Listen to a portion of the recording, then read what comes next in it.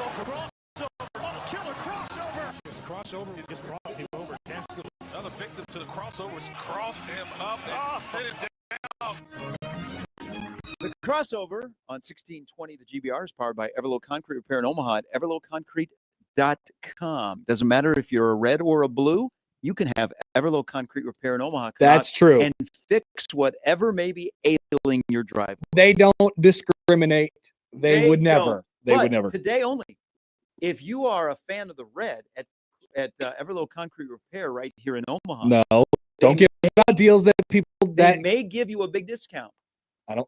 They may. Will we start to hear Fred Hoiberg commercials on the radio promoting Everlow Concrete Repair in Omaha? Interesting. I don't know. It's possible.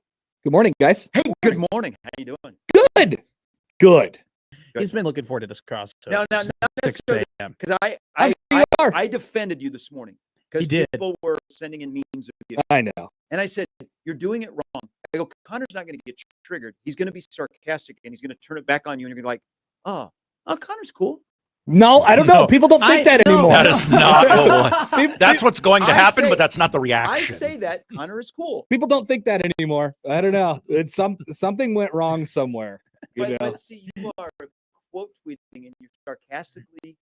And so, like, if you tweeted at you and you're like looking for a reaction, yeah, just got to eat it. Damn. You just got to eat it. That might be my life motto. Something went wrong somewhere.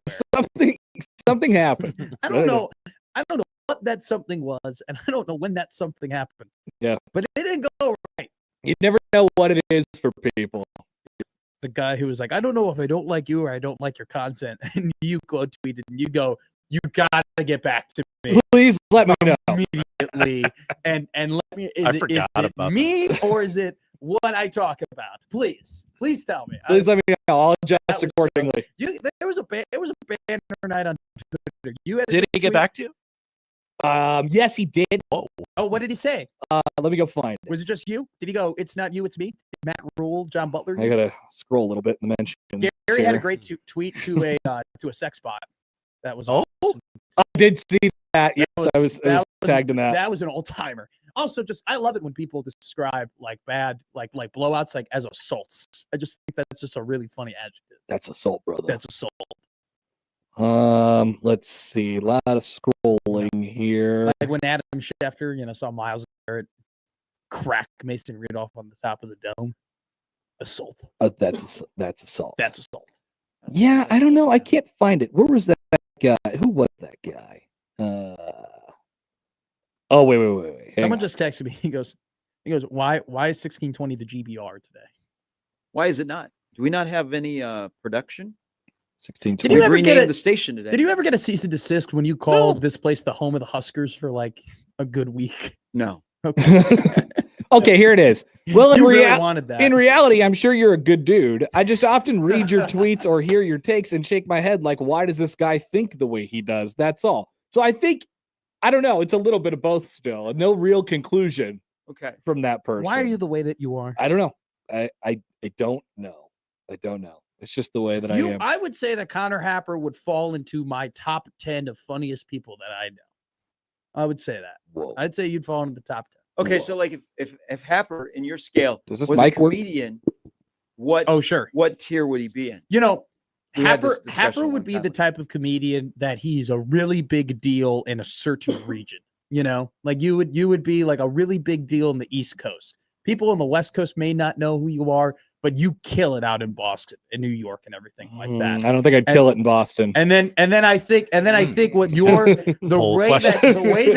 way that you would get big, Connor, is that you became great friends with a super, super popular comedian. There you go. Hopped on his podcast, or you were like a part of his shows, and then you like got into more of a bigger audience. Good idea. Yeah, but I think if you were a comedian, you would be like a C-list, real big deal, regional. You would be like John Mulaney before he got really popular. Okay. Well, that's huge. You know? But I'm saying before he got popular. I don't know if you would rise to the hilarity and famousness. I don't know if I could do stand-up. It would just be me making fun of myself constantly. That is stand-up. That is some people's bits, I guess. That is some people's bits. Yeah. Or the crowd. Crowd work now is everyone wants to do crowd work now.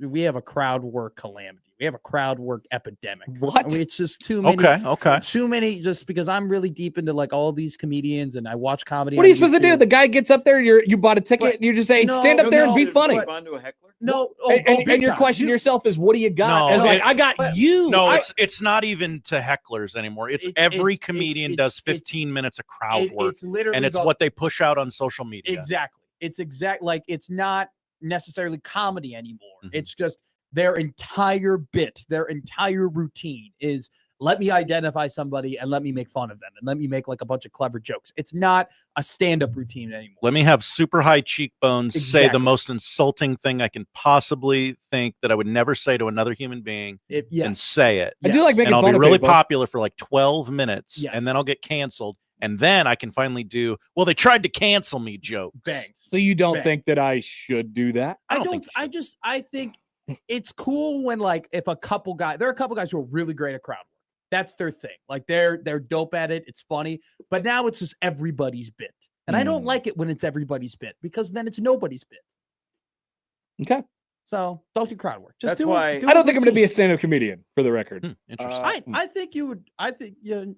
I don't know. I think you do. It's difficult. I think you would do well. It's difficult. Yeah. Um, Frank but could like, teach you. but like if you go to the Funny Bone, like I do not like the last time I was at the Funny Bone, the couple that we went with, they were all excited because they had these great seats, and I'm like, okay, yeah, they were right friggin' in front of the stage. You're about to get roasted. And I'm like, oh my god, Enjoy your ticket to Like, I'm get not making roasted. any eye contact whatsoever. That's funny though. They're part of the show. Sometimes you just want to be See, part look, of the show. We have a commenter in here named Jackie Happer 3586 that What? says, and the crowd work is really only funny because the people in the crowd are weird and the comedian just pauses after they say something. There you go. I couldn't agree more. You should watch this TV. I think Mhm. Yeah.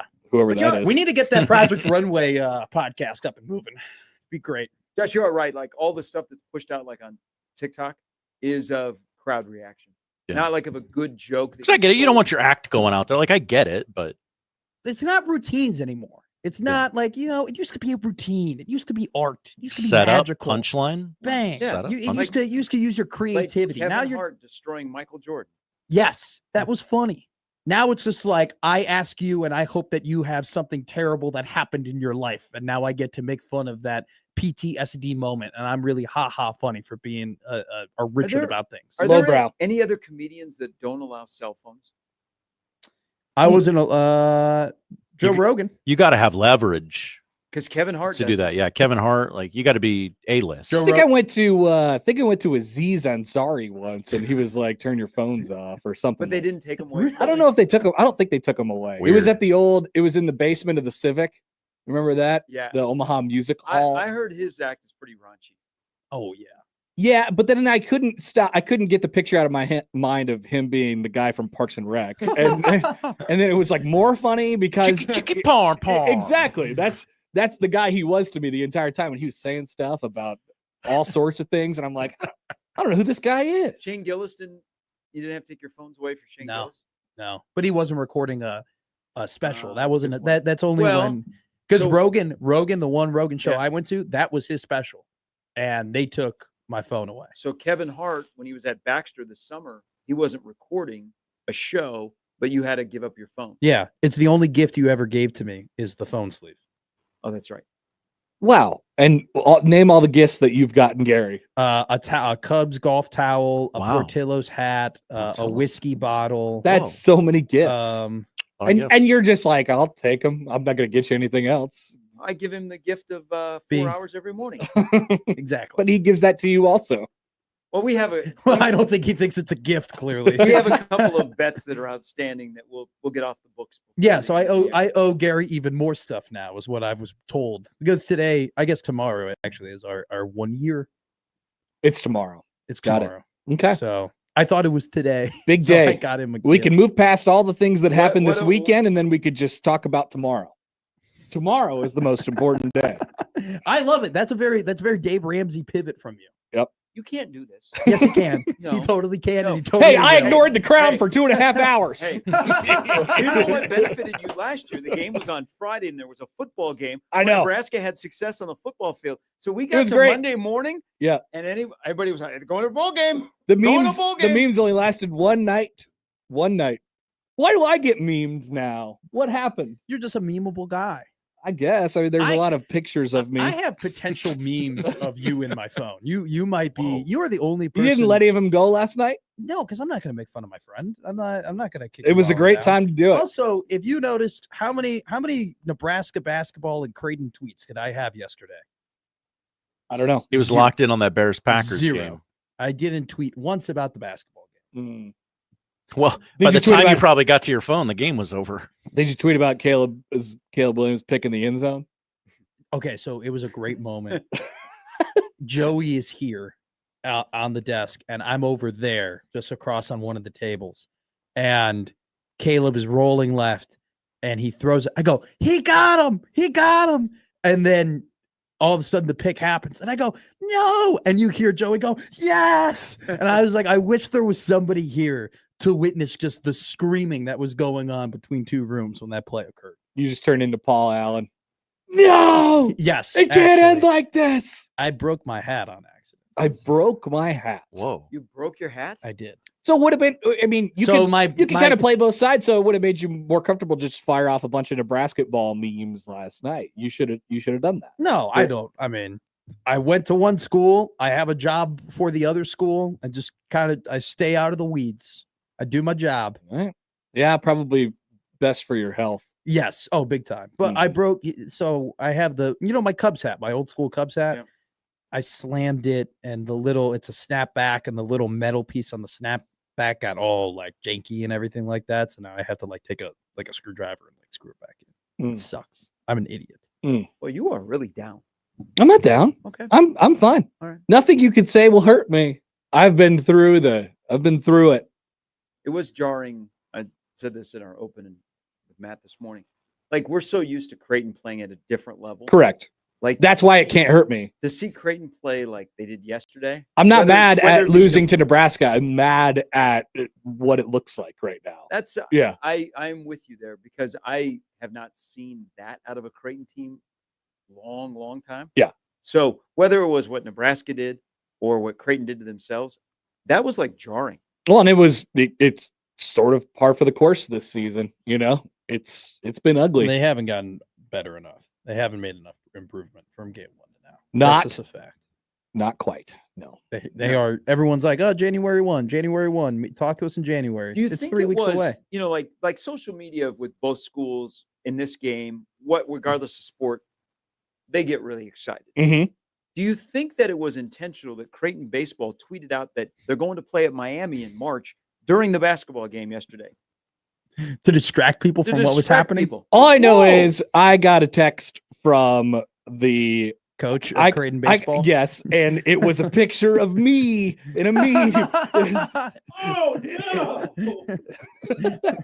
Disaster! And I said, "Fine, but you're taking me to Miami." That's the deal that we have to. That's the deal that we have to do. No, I have I don't have one normal picture of Connor Happer on my phone. Like all the pictures of There's no normal pictures. The pictures of Connor Happer that I have on my phone is you spread out doing the splits, or you in the massage chair at Kansas City, or you on your. When he does what you do over here, that's not the split. For the crossover, yeah. You got to get pretty low. It's uncomfortable. You gotta have a base. It makes us better though. But he does that. I have you just in your perch in Jay's live making a funny face. You're just no, you're not cool. You weren't cool like that. Like you were doing an awkward smile. And I posted that on Twitter, and somebody said, "Never post that picture of Connor again. He does not look good." People don't like seeing me. Oh, people love seeing you yesterday. That's true. That's true. But I'm okay. Everything's fine. You got Thursday. Indiana's the best team in the country. Somebody should make a meme of your face on the dog in the burning house that's saying everything's fine. Creighton Arizona State volleyball will be on during your show on Thursday. Mm-hmm. There's a really good that's going to be a high level match. Mm-hmm. Yeah, that definitely won't end in pain. You're just out on everything? No, I'm not. I'm just saying. I think it'll end. No, I think it'll end. Poll question. I think it'll end well for Creighton. I think Creighton will be playing on Saturday. All right. Creighton, Kentucky. Kentucky has Cal Poly. Of what, 15 Dude, to 16 unbelievable. teams? I was like, oh, sweet. Cal Poly made it through. Maybe no. They're going to play Kentucky, and Kentucky's going to beat them. They're going to sweep them. So, Hey, I'll bet a lot of people thought North Dakota State was going to roll. I'll bet a lot of people thought. they were rolling 4.5 minutes to go, down by 2 touchdowns. Luckily, the games yeah. are 60 minutes. Yeah, that's right. Yeah. Volleyball And untimed. then Illinois State having the cojones to go for 2. Hell yeah. It makes perfect sense. And to complete it, I mean, Badass. the only team left in the Dakotas is South Dakota. Whoa. Yotes. All right, so that was fun to pay The attention to BCS. Redbirds beat NDSU. Oh yeah, Yeah. as a 23.5 Whoa. underdog. They were down 28. What a- 14. They were down by Fargo. 2 touchdowns with 4 minutes left. Yeah. What a win for Bloomington, Illinois. My God. I mean, they're going crazy over there. The Illinois State They had some was, great tweets. Very I- snarky. Oh, I bet. I mean, Illinois State was the classic Illinois school where if you couldn't get into Champaign, but you still wanted to have like your classic college experience, you went to ISU. And there are a lot of great people who I know who went and graduated from ISU and had an awesome time there. It is an underrated party school, Illinois State. And I have a good time. Major upset. I mean, It's insane. First time in Nobody goes and 10 wins the years, Fargo the Dome. title game won't have NDSU or SDSU in it. That's why. but to lose in Fargo in the Yeah. Fargo Dome, That's good. Move it up to Montana. Move it down I-90 a little bit further. Turns out you could get there in like 2 seconds because the speed limit is 100. Bracket breaks right for the Grizz. It's like Illinois yeah, State's that's biggest win. Bobcats and the Grizz. Mhm. Illinois State's biggest win since they beat Northwestern, like in 2016. I think that game was like 7-6 or something. It's the state of Illinois or Illinois. Illinois State. Illinois State beat Northwestern like 7-6, and it was their first like FBS win, I think, ever. Travis is happy in the YouTube comments. Hi, Travis. Nebraska ball taking belt to B2A to Creighton. Paired great with the Broncos beating the Raiders and the Chiefs losing, watching their playoff hopes turn to dust. Travis Kelce, you got to catch that ball Which one? instead of flip it up to the other guy. That was a That's bad take by him. that That's one. a bad interaction with the show. Bad takes, Travis. Look at Kent. Yeah, he got on that. He got on that shirt pretty quick. Good there. for him. How did he have that? Oh, so guys at Triple B. They were ready to release everything. Yeah. Yeah. So Triple B, good softball player. I mean, they went there. There was he like is. there was like six tweets from the Nebraska ball account yesterday that were like very sarcastic. yeah, he was in his bag. They were no. I'm talking about Nebraska. Oh, Yeah. He was getting some inspiration from the arguments in the group chat that was going on, and our boy was cooking. He was cooking with peanut oil. So Triple B made a shirt. Kent was wearing back-to-back state champs.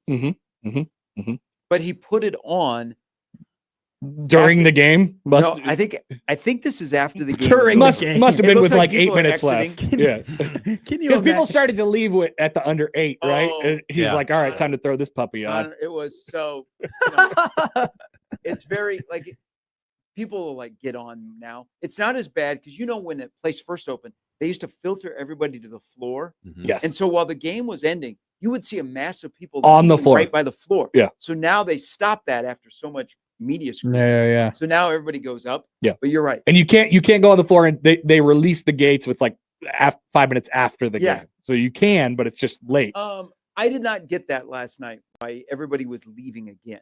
Well, what about grade the chance?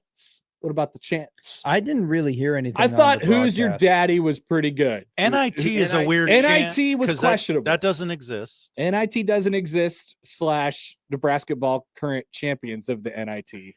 It's funny whenever they do the Great. BS chant. Whenever they do the BS chant, there are some people who still think it's high school, so they're doing push it as opposed to like they don't say bad words. instead of saying bad words, and then they I didn't hear many of those. and then they realize like, oh, my principal isn't going to come down and give me a detention by saying a bad. I could say So BS. it was not on the level of the year where they had the students that had the fake check that they tried to give to McDermott. yeah. Yeah, it was not that kind of vitriol. Uh-huh. They were engaged, but then they got bored. But at the beginning of the game, They were so in it. the place was fired up, and great national anthem. But then the way the game started, Who sang? David Klaus? No, It's always David Klaus. Amy Grant. I It just was love not how you Anthony know. Stevens. You just Well, know the anthem they go singers. through like 6 people, and they all just do all the national anthems. You know what? I love that they're rotating the sign language lady for Creighton basketball games in terms of who. No, It's always Cassie Lacey. there was 2 different ones. I saw 2 different ones. There was 2 different ladies.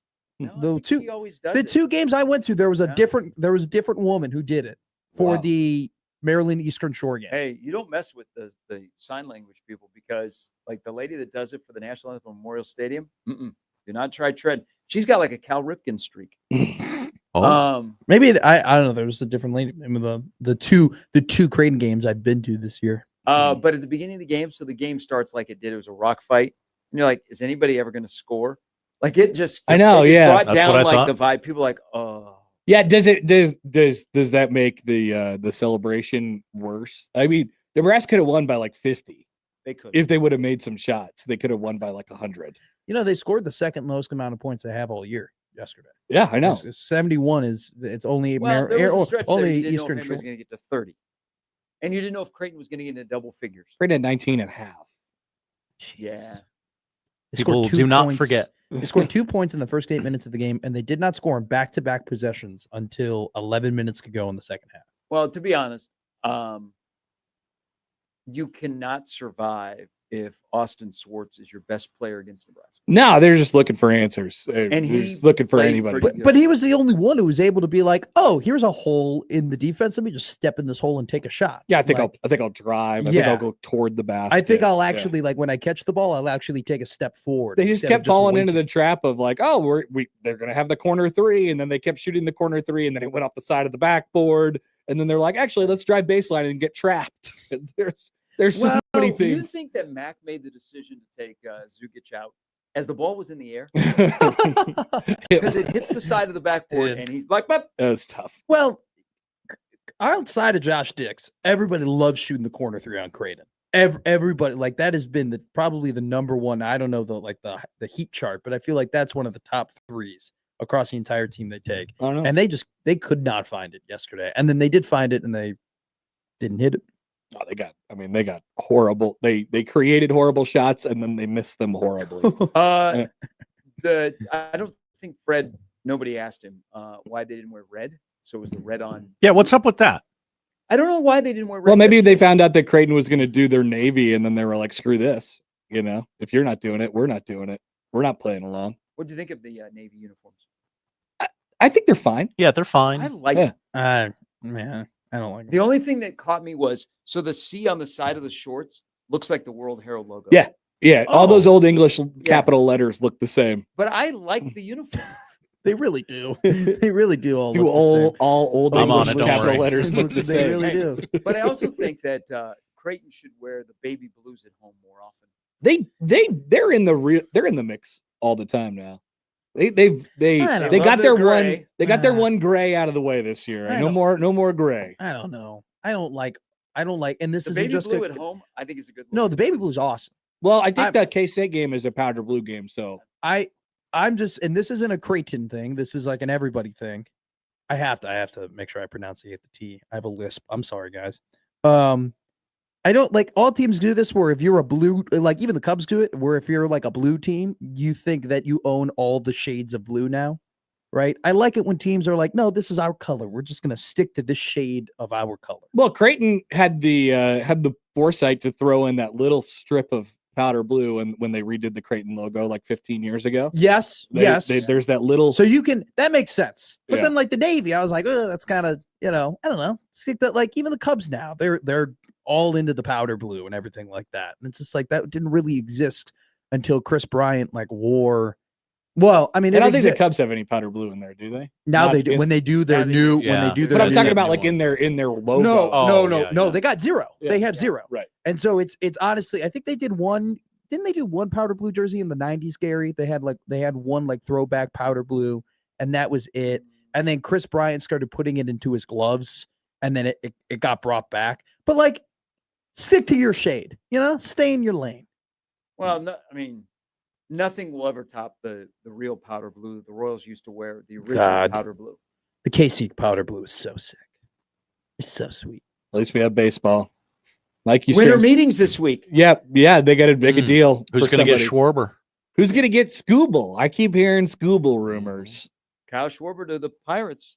No way. Stop it. That's what I keep hearing. Stop it. What? I would be pissed. That's real. Skeen's happy. That'd be like when Aramis went to the Pirates. I was really mad about that. Give some cover to O'Neal Cruz. Yeah. All of a sudden, the Buccos, baby. I don't want, Watch out. dude. That'd be so weird. Not the Harrison hardest Bader to division to Kansas City. contend in. Yeah, watch out. Mike Yastrzemski and Adam Frazier are going to be coming to a bench near you. I got to go to a Royals game this year. I got to do it. You should. I got to get it done. I sat at Kauffman. I thought it was a beautiful looking You stadium. can get Kansas City for lunch and then go to the Royals game. And then gamble. I think Okay. that's available, yes. It is now in Missouri. Yeah, FanDuel sports, available in Missouri. Yeah, sports gambling is now available in Well, Missouri. no, they have isn't there a Kansas City like casino that has like the blackjack felt is like the Kansas City Chiefs logo? I'm pretty sure. They have like Kansas City Hello. Chiefs felt. I do not know. Are we talking about the Riverboat? I have no clue. There's a bunch of casinos over there. Yeah, but now they have. Don't they have don't hit the sports slots at Warhorse. I cashed them out on Oh, Friday. Did you? Oh yeah, Nice. got a mansion bonus. I wasn't going to, but thank you. Yeah, no, I'm just giving you a warning. You know, just wait a week or two. Are you guys going to Vegas on New Year's Eve? No, hell no, No. no, God no. All right, Gary, you I'll seem be on the West Coast. mildly interested. Whoa. Okay, so have you seen what the ticket prices are? No, I'm sure they're like $4. No, They're the opposite. because of all the Utah fans. It's a 6-hour drive from Salt Lake City, Oh, and it God. might be Whittingham's last game. So Oh, this is horrible. yeah, and now the spread is 2 touchdowns. Yeah. No Should be Emmett. Should be 17. Don't know who's going to play quarterback. no, no it's- Spindler. yeah. The end of the year. Thank God it's at 2:30, so you can drink your sorrows away into the night. Don't cheapest call Big Red overreaction. cheapest ticket to get into the building for the Vegas Bowl is $132. Duh. It is in section 243, row 7. The great news is you get to be in Vegas on New Year's Eve. If you want to Sounds sit, like But nothing's discounted on New Year's Eve. No, if, absolutely. if you not. want to sit Yikes. on the 50-yard line, you will have to pay $756. Yeah. How is this more expensive than Elimination Chamber? Explain that to me. Think of a number Yeah. for rushing yards. Okay, now double it. That's the amount they're going to give up. Oh, really? I was already starting with like I 307. know. Yeah. Okay. Well, That's if fine. Nebraska Remember were- those Wisconsin games? You have an Utah running back etched in your brain forever. 882 yards is the official yardage for a half mile. What if old boy So- new DC comes in and Fixes it? well he just like gets people going. He just like breaks a bottle over his head. He's like, "Ah, He pulls an Eckler? stop the run. We're Yeah. going to need that But big Eck do you energy. think Yeah. do you think Eck is going to be like, "Hey dude, that's my thing." You know? We Hey, both you can't be the crazy Yeah, But what person. you happens can't- to Phil Snow? This is his defense. This is his moment to shine. It might be his last. Phil Snow dance. gets the people going. That's kind of mean. Took on his last dance. You don't know. I mean, he's not that old. Well, Pretty old. How Yeah. old is he? How old is Phil Snow? like late 60s. I You think he's he's in going his to 70s. coordinate defense somewhere? Hell no. He was Rule, basically retired. Rule said it himself on his press conference. He goes, "Yeah, Phil 69. doesn't really." He'll be Nice. 70 when the bowl game happens. Oh, really? Mhm. Ooh. Happy birthday. Happy birthday, Phil. Speaking of tickets, before we let you guys get on to your show, have you seen the Zach Bryan ticket prices? Ridiculous. No. It's ridiculous. What how did you expensive they are. pay when you? So, I was asking somebody yesterday. God, this seems really high, and they go, "Well, when he was at PBA or the Chai, his ticket price was already high, and of course he doesn't control it. It's Yeah. the live entertainment or whatever." It was probably like $50 or something. I don't remember. He used to be the guy that was like, "I want my tickets cheap." Are Like, that was they- his thing. They're like $240. Oh my. So if you want to get good tickets, Gary's right. You're over $2. If you just want to be there, How is that sustainable for outdoor concerts? it's not. It's going to go down. I logged into the pre-sale. By the way, this ticket You guys prices are fired up for this. No, because I'm Yeah, pissed. what? Because the reason why you do the pre-sale is because you really want to see the actor perform, and you sign up and you go through the whole list, and you got it. Like, there's a whole hoops to jump through to get on the pre-sale list, and the pre-sale list is supposed to be cheaper. It's supposed to be like, hey, like this is your ability to get the cheapest tickets possible. So you sign up, you wait, you go ahead and you do it. Now these tickets have gotten so out, like just astronomically priced, that it does not matter if you do the pre-sale anymore. You're just not like, you're going to be paying a lot of money regardless of what concert you go to. I've never like- got a pre-sale for any concert ever. I do not, dude. I've never felt urgency to see a concert. I went on The concerts come to me. I don't go to concerts. I was on Great take. on 2 pre-sale lists just so I could buy a $400 ticket to go to Chicago and a $250 ticket to go to Lincoln. And I go, screw this. Like, I will find my way in another way. Yeah. You don't have like an artist that you really like that if he's in the area you're going to see? Well, like when Billy Joel came to PBA, I knew that I wanted to go right away, but I think it was one of those things where like I just didn't get in, and then I just found my way, and I was like, oh, let's walk down to the rail yard and see what goes up. Yeah, bang, got in. Yeah, I don't really remember what happened. I've done that at PBA all the time, where it's just like I'm not going to pay an overzealous amount of money, but I will just be in the area, and like you said, tickets will come to you. Somebody for the Morgan Wallen concert, which was on the Colorado game. A guy came up to me and goes, hey, stay close. And I go, okay, okay, cool. And then all of a sudden I get a call from my buddy and he's just like, hey, go to Will Call. They got 2 pit tickets for you. There you go. Perfect. And I went and I picked him up and I went to the concert. Like, right. you just got to be around. Just be around the basket. Yeah. The rebounds will come to you unless you're Creighton. Then Bear K will get them. I don't know if Bear K is a Zach Bryan fan. Probably. He probably is. Poll question? Poll question. Poll question. Yeah. Poll question. Put it out there. Well, I mean, he has the money to pay for $240 tickets. Yeah. How many $240 tickets can Bear K Buchanan? How do you guys have the disposable income to go to a Zach Bryan concert? Me? I don't, which is why I didn't buy the tickets. Yeah. I would go because of the experience. You of guys being just in have Memorial extra Stadium, money in an your outdoor paycheck? show. Well, that's always we can save up. Yeah. Okay. Well, Okay. Well, the extra money in my paycheck is going toward Elimination Chamber in February and Vegas in April. So Going places must be nice. I didn't go All places. right, Aren't you Martyr going- Baton. Yeah, Aren't you yeah. going to the national championship? I'm going to Amarillo, damn it. Yes. I didn't go places for a long time. I didn't. I stayed here. Did all the work. Did the work I was asked to do. All right. Well, tomorrow's a new day. That's right. Yep. We will forge ahead. We will. When's the Wisconsin game? Wednesday night, 8:00. When's the AP poll come out? I think at noon All right. or 11. We'll see who's in there. Do you want to sit in the 400 section down the middle for Zach Bryan? It's $350. I don't. Where's the 400 section? It's right West, under the east balcony. east balcony. Yeah. If you want to sit in the 600 section, it's not. That's where I sat for volleyball day in Nebraska. I was in the student section, which I literally couldn't see the floor for volleyball day. Nice. All right. Well, you guys have a great day. You have a great Monday on. The Connor Happer Show on 1620 The Zone. That's right. That's what we're going to do. That's a crossover powered by Every Level Concrete Repair in Omaha at everylevelconcrete.com. It is Monday. We'll start things off next. That's the crossover. The Connor Happer Show is next on 1620 The Zone.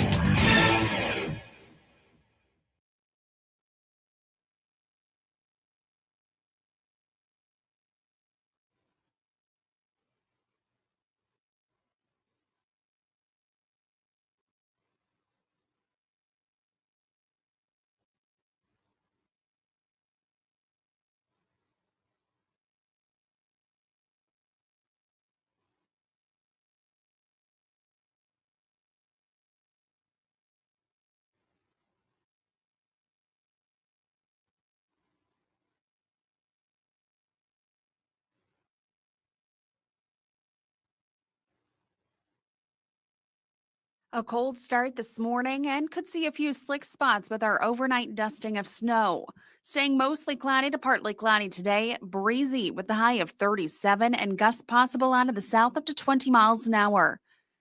Tonight, partly to mostly cloudy, a low of 28. I'm meteorologist Caitlin Harvey with KETV Newswatch 7.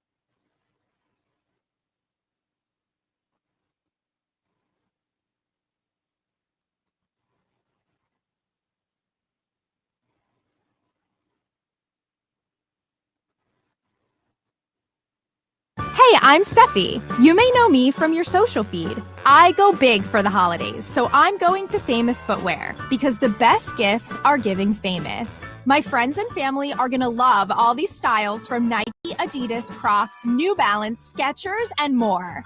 With over 800 stores, you're never far from the perfect gift. So make your list and make it famous. Come in today for buy one pair, get one half off at your local Famous Footwear or famous.com. Some exclusions apply.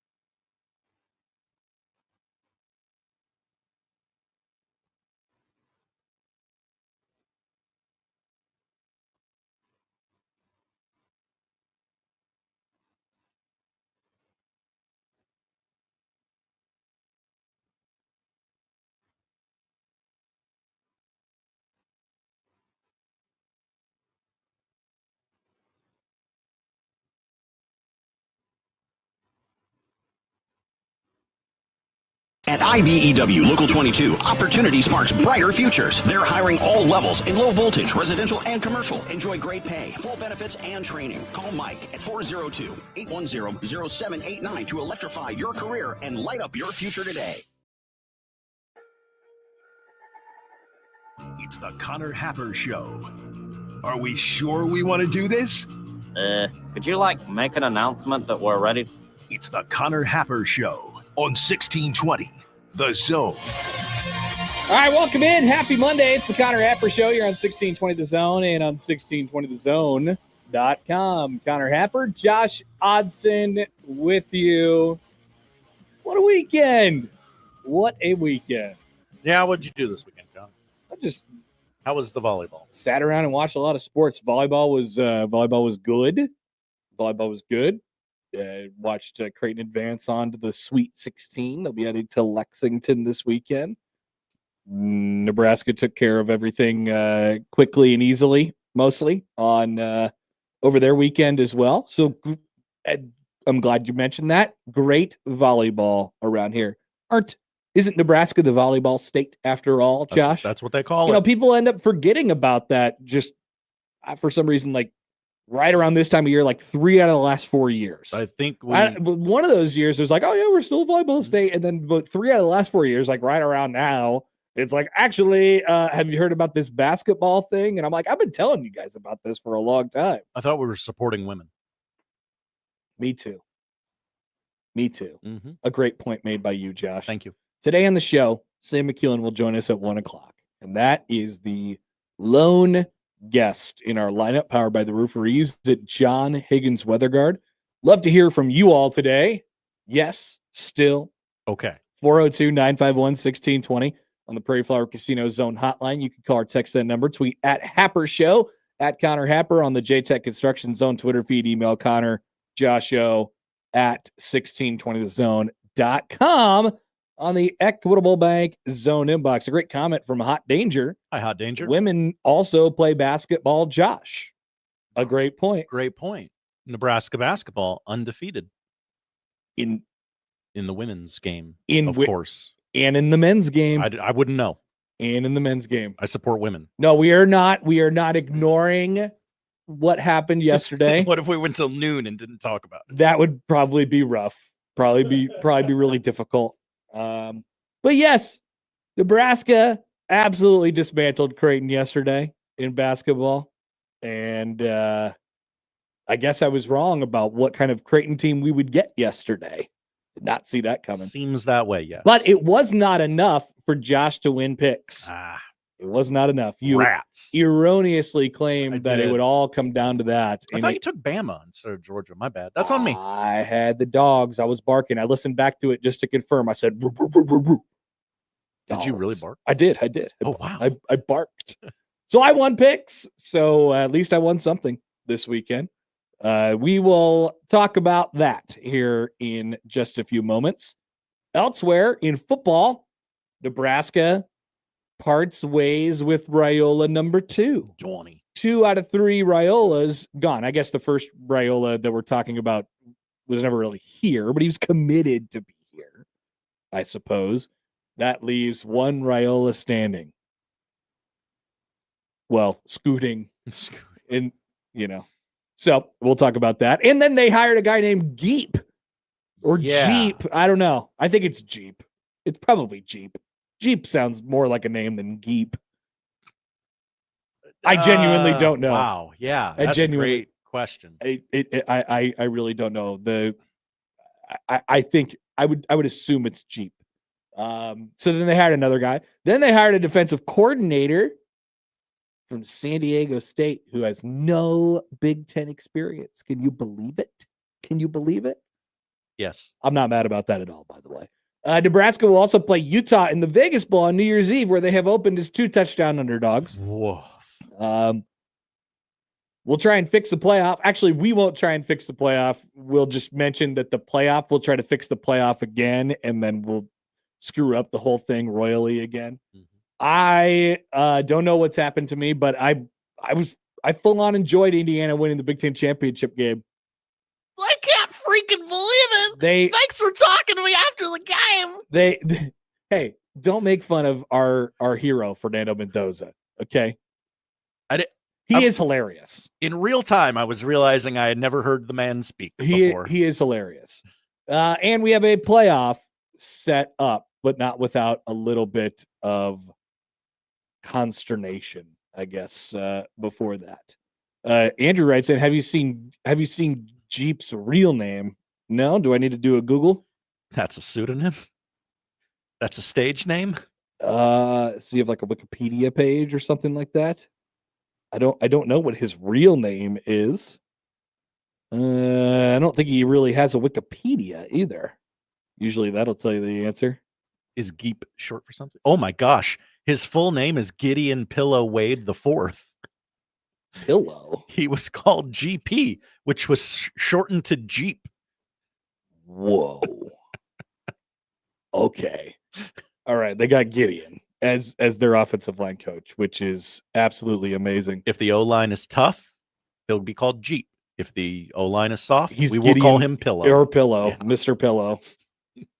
John emails in on the Equitable Bank inbox. Hi, John. Will Josh be taking the PJ to Amarillo, or is he going to have to suffer through that miserable drive? Great question, Josh. Great question. TBD. Still crossing some T's and dotting some I's. Okay. So, but sounds promising. Sounds promising. Yeah, I think so. And that's next week and just like smack dab in the middle of the week?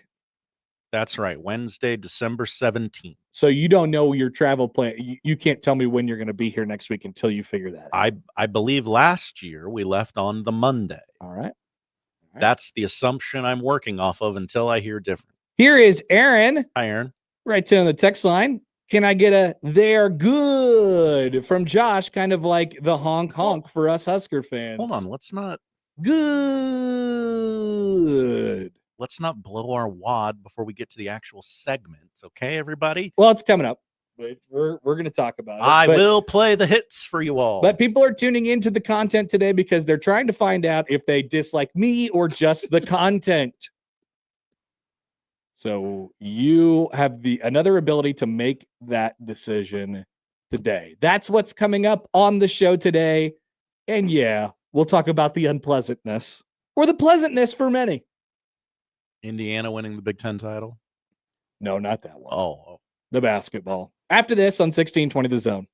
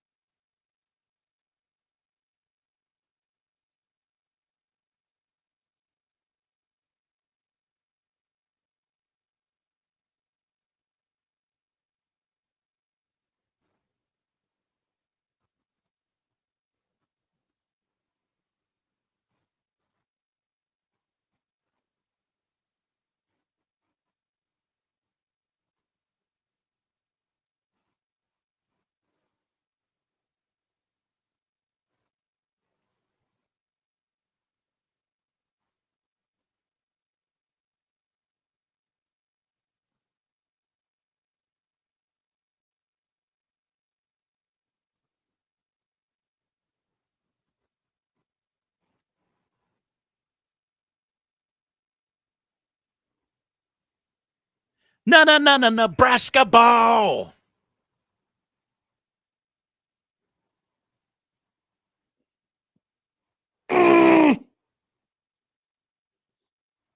Forgot that was in there. I'm sorry. Let's get this party started. Here's the deal. I want to party with you. Here's the deal. Nothing, as I said to Gary before, nothing that you could say will hurt me about Nebraska absolutely destroying Creighton yesterday. Nothing? We've been memed. We've been drugged through the mud.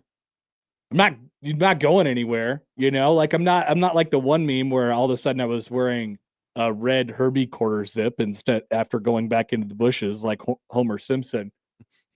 Not happening. Okay. Not happening. Also, if that was a quarter zip, I might like to have it, you know? I wouldn't like wear it all the time. Maybe I'd wear it when I'm doing some of my other jobs, but like I would, that's a great quarter zip. You wish you could have a quarter zip like that. That would be a great quarter zip, but it's fake. It's not real. So nothing you could say will hurt me. Here's why. All that made perfect sense yesterday. I thought we'd, Creighton had been playing better over the last couple games. They played Nichols and beat Oregon. I felt like you started to see the flashes more consistently over the last couple games. And it was like, okay, maybe something's turning here.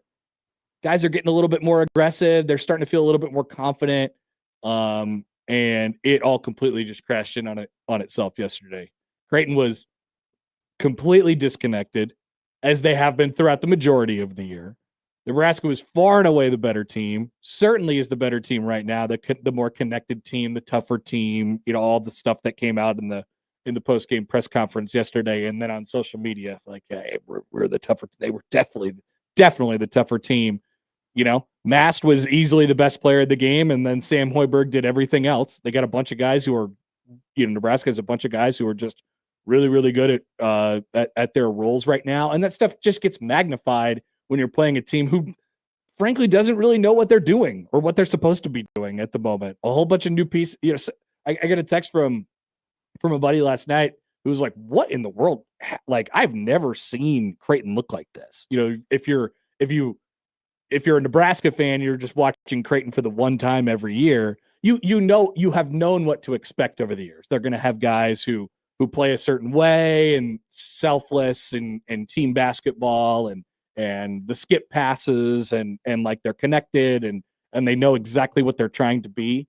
It was far from that yesterday. So the person was like, I've never seen it. And I'm like, yeah, I guess the moral of the story here is that they just have a whole bunch of new pieces and they're not there yet. That's putting it nicely, I think, at this point. And for Creighton, pretty much everybody was the worst or the bad version of themselves. Most notably, a bunch of guys in your starting lineup, like, and I, when going into the game on Friday when we talked about it, I was like, maybe we'll get, maybe Dix and Freeman will really get going, because they've been in. They've played Nebraska before. I'm sure coming from Iowa, they sort of feel some type of way or, whatever it might be.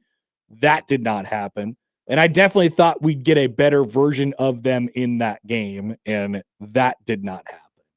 But here's what I'll say for the Creighton fans before we go too far into all the rest of, the game and we give our flowers to Nebraska, because that's really, the story. They were excellent. Defensively, Creighton fell right into their trap like every single time. And then when they had shot opportunities, missed them all. But for the Creighton people, because I've seen this a lot over the last, 18 hours, I guess, I do not believe that Creighton just missed on all these guys in the portal. You'll hear from Nebraska fans today, and they're like, well, look at all that NIL money and blah, blah, blah, and all this stuff. And I'm like, yeah, but these guys are good players. They have been good players. They have not, notably, played on winning teams. I think that matters. But I don't believe they just missed. I don't believe that you go get Josh Dix and Owen Freeman and Nick Graves and Austin Swartz and who all these guys that came, Blake Harper, those guys that came along in the portal, and they're just bad basketball players. They look like bad basketball players right now because they're not playing the way they're supposed to. Creighton is not playing Creighton basketball like at all right now. So I do wish though that we saw more consistent flashes to know what they're supposed to be doing. But in all reality, Creighton's at the same point from like a development standpoint right now than they were, as they were at the beginning of November. And it hasn't got much better. And so that's why nothing you could say will hurt me, because it's not about losing to Nebraska. It's about the way it looks right now. If Creighton would have played well and it just turns out they weren't good enough, then that's a different story. There's 100 different ways that game could have unfolded yesterday, but it was a complete flop from Creighton, and that's what it's been the majority of the year. So like this is not to say the game doesn't matter. It completely does matter, and it opens up a lot of people's eyes, but Creighton has way, way bigger fish to fry in terms of getting its season off the ground, first of all, and then on track. I still, a month plus in now, I still don't really know where they're going, and that's the concern. And it was an interesting sort of like environment yesterday because, it wasn't like the last 2 games in downtown Omaha, whereas like, Creighton just, they couldn't make a shot. They were getting good shots, from the game plan and what Nebraska was throwing at them, and they just missed them, or Kalkbrenner was sick, or Kalkbrenner, got denied a whole bunch of different times or whatever. And it was like a one-off. No. This has been emblematic of Creighton's season entirely so far. And that is the concerning part to me. I don't know if that's going to make anybody feel better or worse or whatever about my reaction to this, but it's just like, it's just a big head shake the entire time. It does not look good right now. It looks terrible. And I mean, I imagine I'm sure it's happened a couple of times already. There's some behind the door come to Jesus meetings taking place in that facility. Well, I mean, like, because the clock is ticking. You got the next 3 are massive, massive games for Creighton. Yeah, they had a players only meeting already, and after that we saw a little bit of this is not. Maybe that patches things for a day or for a game and gets you in the right headspace and gets you in the right energy. But this is what Mac has been saying all season long. It's not about like getting it going for a game or something like that. It has to be in everything they do, in every practice that they have. And when it's, thinking back now in practice in the lead up to the season, one of the things that I told you guys, that I shared with you guys after watching practices, and I think anybody who was there would have said the same thing. They consistently would have said the same thing. They would have said, you go to a practice and then you go to another one and then you go to another one. And at all 3 of them, there's 3 different guys who were the best guy on the floor that day. That seemed like a positive at the time. It doesn't seem like a positive anymore. It gives you the opportunity for some upward mobility, but Creighton's not on the track right now to get to that point. And so there's so many questions that are still just completely unanswered, and we really don't have that many hints. Guys are in and out of the lineup. Like, you got to give them a little bit of that there with McAndrew out and now Greer out and all these, Greer was in and then he was out and then he was, out again. And so there's all that different stuff.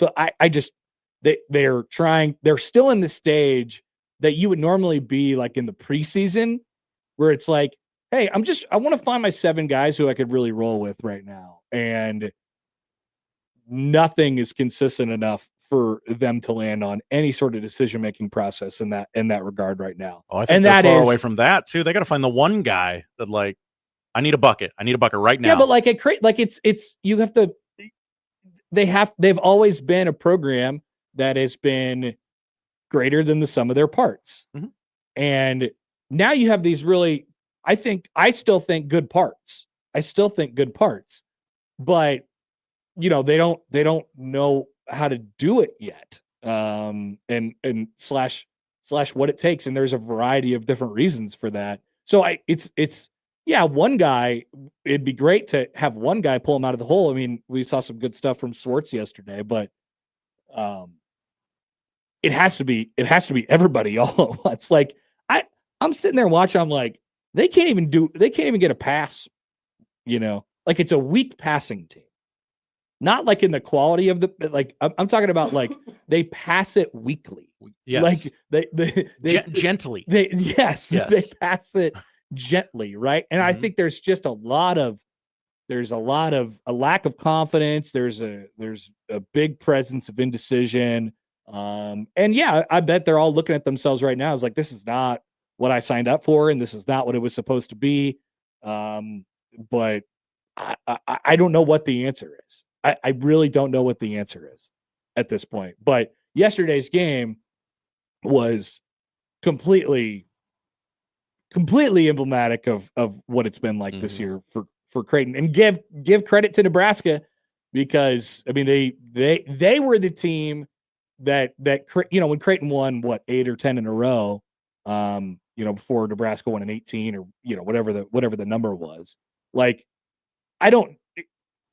maybe in some of those years Creighton was better, like personnel, man to man, but they were crisp. They knew exactly where they were going. I mean, I always bring up 14-15 just because Nebraska was, a team coming off the NCAA tournament and all of that difference. They had some hype behind them, and Creighton went in with their worst team over the last, decade and won because they had an identity and they knew exactly where they were going and how to do it every single day. And Nebraska played that role yesterday.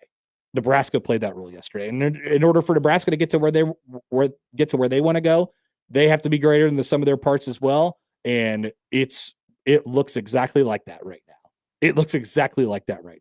They could have won by 40. If they would have made some shots, they could have won by 40 yesterday. I mean, in a way, you almost wish that would have happened. Creighton is just like, whoa. But I think the 21 got crossed, That's why I asked, is 21 a million? Somebody messaged me. One of the many messages that I received yesterday was, let's see, something along the lines of, is 21 20 or is 21 30? Like, how do we do this? I was like, 21 feels like 50. That 21 felt like 50. That specific instance. Yeah. There's a long way to go. There's some people in the chat asking some questions of me personally. Oh yeah. Why is Josh catching strays here? No strays. They just want me to be fair and even and consistent. They're wondering, Paul is wondering in the chat, when will Josh cancel this team? Oh, will you cancel Creighton basketball? First of all, I want to ask one qualifying question. Am I allowed to? We are the home of Creighton athletics. Am I allowed to cancel one of their teams? You can say whatever you'd like, okay. Josh. I can still have opinions on the team that are maybe not the best for the school. Yeah, I mean, I'll probably disagree with you a lot. But okay, yeah. That's fine. I have a date in mind. Okay. Would you like to share it? No, I would not. Why not? Because it's very close. Probably 3 weeks away. Yeah. Something like that. 12 days. Coop writes in. Hi, Coop. I always love listening to a radio show in Omaha where NU alums outnumber CU alums 15-1 and have NU talked about like it's the outsiders team. Again, home of Creighton athletics. Look, man. That's our prism. I am not. I didn't go to either school, so bleep them both. If you watch that game yesterday, and like I said, I got Nebraska ball, big Nebraska ball honks. They're texting me like, what happened to Creighton, right? If you watch that game yesterday and didn't think this is more Creighton doing bad than it is Nebraska ball doing good, then you're just not watching it with clear eyes. Nebraska should be given flowers for what they've done this season and how they took care of business yesterday. But Creighton fell right into their trap a million times over and over again. And every Nebraska grad or whatever should be able to admit and say, yeah, that looked like a lot different from what we're used to seeing from Creighton. Even if you just peer in once a year. Even if you just peer in once a year, you're like, okay, all right. I think I know what we're getting here. If you peer in once a year, then you've seen them play once for that many times in your life. And you've kind of, especially over the last 15 years since Mac's been here, like you just knew what you were getting. You knew what was going to happen. You knew how Creighton was going to try to win, and you knew that it was different yesterday. Nebraska did not play their best yesterday. They were far and away the better team. Way better. But they did not play their best. Which like I said, it could have been 40. It was a name your number game, and Nebraska just didn't. I mean, that was make the shots. What was it? An 8-point game at half or something like that? I mean, it was. Well, Creighton had 19 famously. Oh no, I think it was 33-19. So they were down by 14. I think it was 8 with at some point inside the under 4 of the first half, whatever it was, and I'm like, wait a minute, is Creighton kind of in this right now? What's going on? They haven't done anything. They were sort of in it on the scoreboard, but the vibe of the game just didn't feel like it. They haven't done anything the entire game. And so forgive me, but I do think the game and the way it played out was more about Creighton's shortcomings than it was about Nebraska's strengths, because we didn't even really get to see what Nebraska, the high end of Nebraska when they're really making shots, like how they played against Oklahoma. Fast and stuff like that. Yeah. But they were totally locked in on defense. The closeouts were fast. Creighton was never comfortable whatsoever. But I also think that, Creighton was really, really indecisive, and that's kind of what it has been the entire year. So forgive me. I mean, I try to look at it objectively, but that was the story. And then there's the Nebraska part, which they may be ranked here coming up in an hour. I don't know. It's interesting. Time to start talking about it. I think they're now. When I say I think they're legit. They know exactly what they are. Yeah, they have an identity. They got a bunch of guys who are really, really good at in their roles. And I don't know how many times I could keep saying it over and over again, but I've been saying it for 5 years. Sam Hoiberg is like the most important guy on the team. He does everything well, and when asked to, and when he feels like he can. I mean, he blew by whoever, he sees stuff.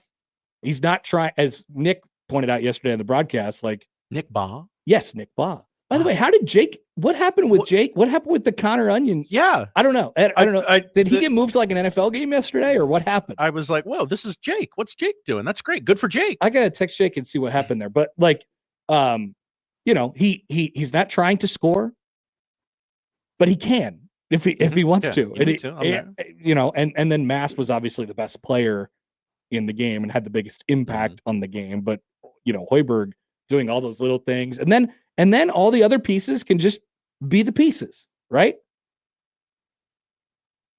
Burke's in there. He's playing some defense and he's rebounding. Sanford's a star behind the 3-point line when he gets clear and open shots because all the attention is driven toward Mast. Lawrence sort of operates in his own, kind of zone, and Frager can be your kind of wild card, like slasher. I could get to the rim, and make a play or two. Like that's how you put a team together.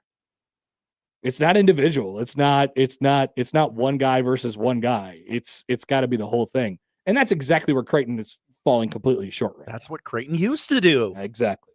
So that's a story.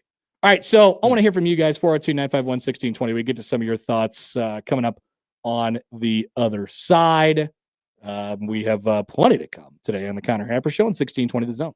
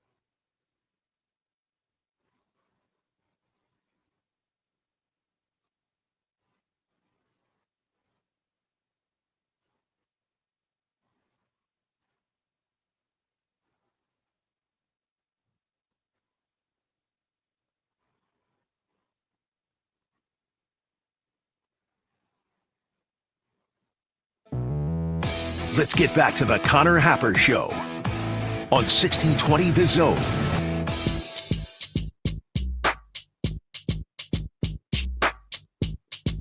All right, AP poll alert. This is for the women. Women, because we support women.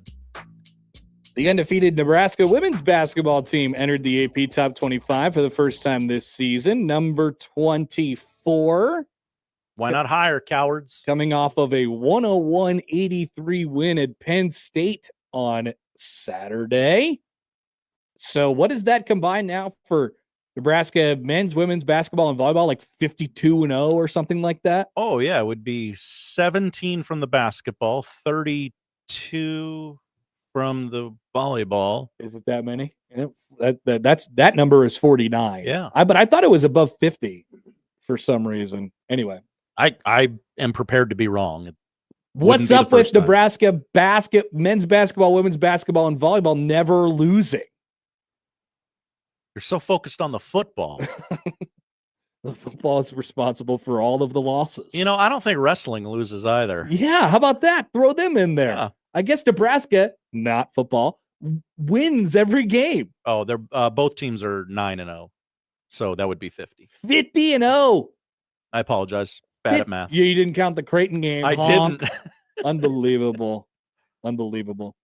All right, to the phones we go because we are an open forum for you all. 402-951-1620 on the Prairie Flower Casino Zone hotline. Here is Nebraska Ball Mike. Hi, Mike. Hello, gentlemen. How you I doing? wasn't going to do this, and then something came into my head. Mm-hmm. Connor, do you think Mac really wants to leave this program this bad, or is he going to stick around a couple of years so he can fix it? That is a great question. We just got we just got a similar comment. I've always thought that he was going to be one more year after this. I don't know if this ends up this way for Creighton. Does that make him less or more likely to just retire? I'm not sure. I really don't have a sense on that. If I'm him, I don't leave like this. Yeah, maybe. Yeah, he might. But I don't know. I don't know how much he care. Like, you know, he feels as if the program is going to be in competent hands with Huss. So maybe the decision, if it goes bad this year, if it continues to go bad, is like, well, you know, he could just steer it in whichever direction he wants to steer it in, and let's start this process now. I genuinely don't know. Okay. And as far as the coaching changes go, welcome Gideon and Rob. Screw it up. Let's go. How do you feel? DC O-line coach, both new, both young, they're hungry. I feel better about the O-line. Okay. If your nickname is Jeep, you better run over some people. That's what I'm talking about. Offensive line coach named Jeep is pretty solid.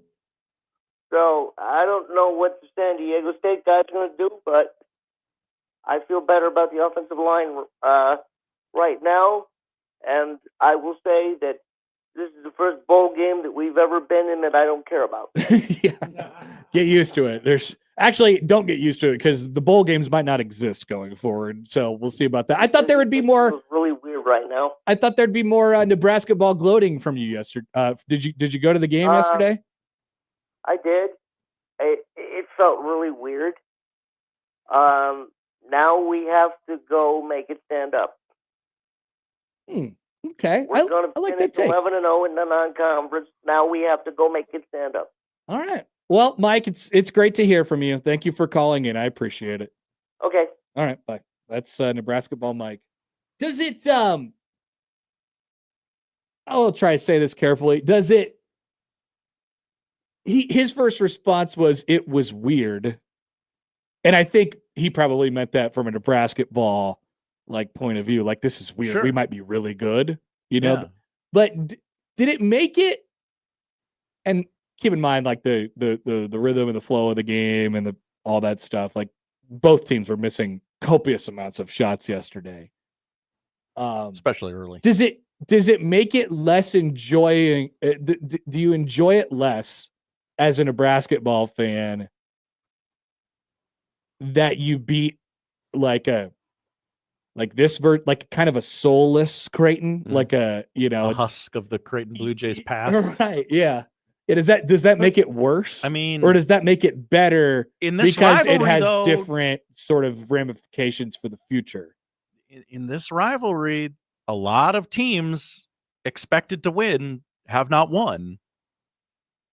Yeah. So, I mean, they broke that trend. There is something to say about doing what you're expected to do in this game. They broke that trend. Uh-huh.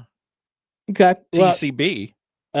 Travis says no, it does not make it any less enjoyable that that Nebraska is able to beat a shell of itself.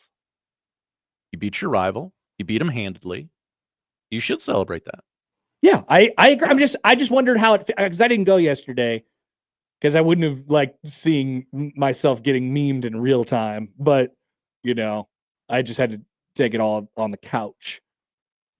But I don't know. I wonder how it felt in the building yesterday. Seemed like it felt pretty good. The chance at the end of the game would lead you to believe that. But was it really? This might be one of the most honking takes I've ever had. But did it reach full satisfaction level given you saw what Creighton was? Were you fully husked? Were you fully did you get the most out of it? Or is that still to come today with the Schadenfreude coming toward Creighton as a program, me, John, whoever it might be, is that still the victory lap is really where you get the good stuff out? It's possible. Travis says I was full mast. Okay. You should have full mast. Yes. Okay. You enjoyed it. I got to say, over the years, the Nebraska basketball fan base has gotten very good at memes and creativity on social media. Mm-hmm. I just want to say I love it. It's great. Good bit. Great bit. You're ready to rule. Yes. Great bit. Yes. What about when you're scrolling through the comments of the response of Creighton basketball's final score graphic that I couldn't read because of the old English, and then you see me a bunch of times? Oh, I like that. There was one where it was an old ship. It was an old wooden ship, the Diversity, and it had just Rinkmast's face on every sail, and Hoiberg was standing in the butt. It just makes me giggle. I like it. So to Nebraska ball, Mike's call. Kansas could never. Text from the 402. How badly does Mac regret not retiring before this season, and do you think his timeline will change based on the results this year? And then another one, I'll pair it along with this. It says, where do you turn next if you're Mac? Seems like he was trying to send a message yesterday by sitting the starters for majority of the second half. You could somewhat live with Green and Dix being unproductive on the offensive end because they bring intensity defensively. The other three starters, not so much. So the Mac, I as I said to Mike, I genuinely don't know where I know they're going through it right now. Mm-hmm. I know that. But I that'll probably be an evaluation after the season. I thought that he was going to be 2 anyway. After that announcement came out last year. So I guess I'll stick with that. But I it's so difficult for me to tell how much, if any, impact them being like this year has on whether he stays or not. Like I said to Mike, you could really play it both ways. You could say, well, either A, I don't want to leave it like this. And by the way, it's December, so there is still some time to get to where you're going to go. Conference season starts next. We'll see how it feels at the end of the year. But if it stays like this, which is certainly possible, the response could be like, well, I don't want to go out like this, and we're going to run this thing back with some tweaks next year and go from there. Or the other side could be, well, all right, we laid whatever base we laid this year. Huss, you take it. You take these same group of guys and you put your stamp on it, and maybe you have the magic touch with this thing. I don't know. I don't know. Well, what would the vibes be if Mac just left last season and this was the first few months of the Huss era? That's a great question. You'd be beside yourself. Most Creighton fans would. Yeah, I would think. That's a good point. I mean, I think Mac provides, like almost like a meat shield, type of thing. Like, hey, this is on me, but it's on the guy who has already created so many successful basketball teams over the year and so many teams that have overachieved throughout the year. So you're like, okay, well, wherever this is going, I don't know where we're going, but we're going somewhere. It will be different at the end of the season. But man, yeah, you're like you said, Josh, the clock continues to tick. That's for sure. Matt Chicago writes in. Matt in Chicago? 1620, the sour grapes is what it said.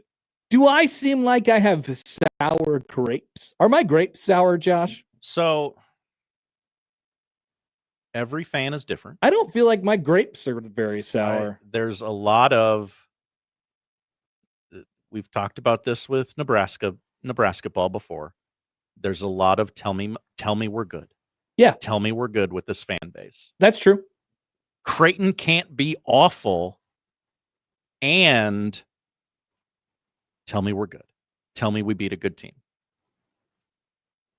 Like those ideas butt heads with each other. Okay. Well, so should I just say both of those things? I think Nebraska ball is good. Not good. I think Nebraska ball is good. That's why I try to use legit, because I've ruined the word good. And I think Creighton is is not a very good version of itself right now. Whatever that ends up being. I think Nebraska ball is going to be pretty darn good. Good. Oh, what's that? Good. Norm writes in. I don't know that I want to be hearing about Connor's grapes on the air. That is indeed a fair point. All right, want to hear from you guys. 402-951-1620 on the Prairie Flower Casino Zone hotline. But take this opportunity to rub it in, to wave the big red flag around, like whatever you got to do. That's good. We're here for you guys the remainder of the show. Sam's going to join us at 1. Sam McKewon of the World Herald. But we do have to talk about the other stuff that happened over the weekend on the football side as well, where Donovan Raiola was let go. They hired a new guy named Jeep, which is amazing. They hired a new defensive coordinator. They're going to the Vegas Bowl, where Utah is scheduled to run for 490 yards. And then the playoff exploded because the bowl system exploded over the weekend. Oh, also, Indiana is now the best team in the country. So a lot of stuff happened. So it was a big weekend. Get your fire off your takes on Creighton and Nebraska ball or whatever else. Well, Charles in the chat. Take your victory laps.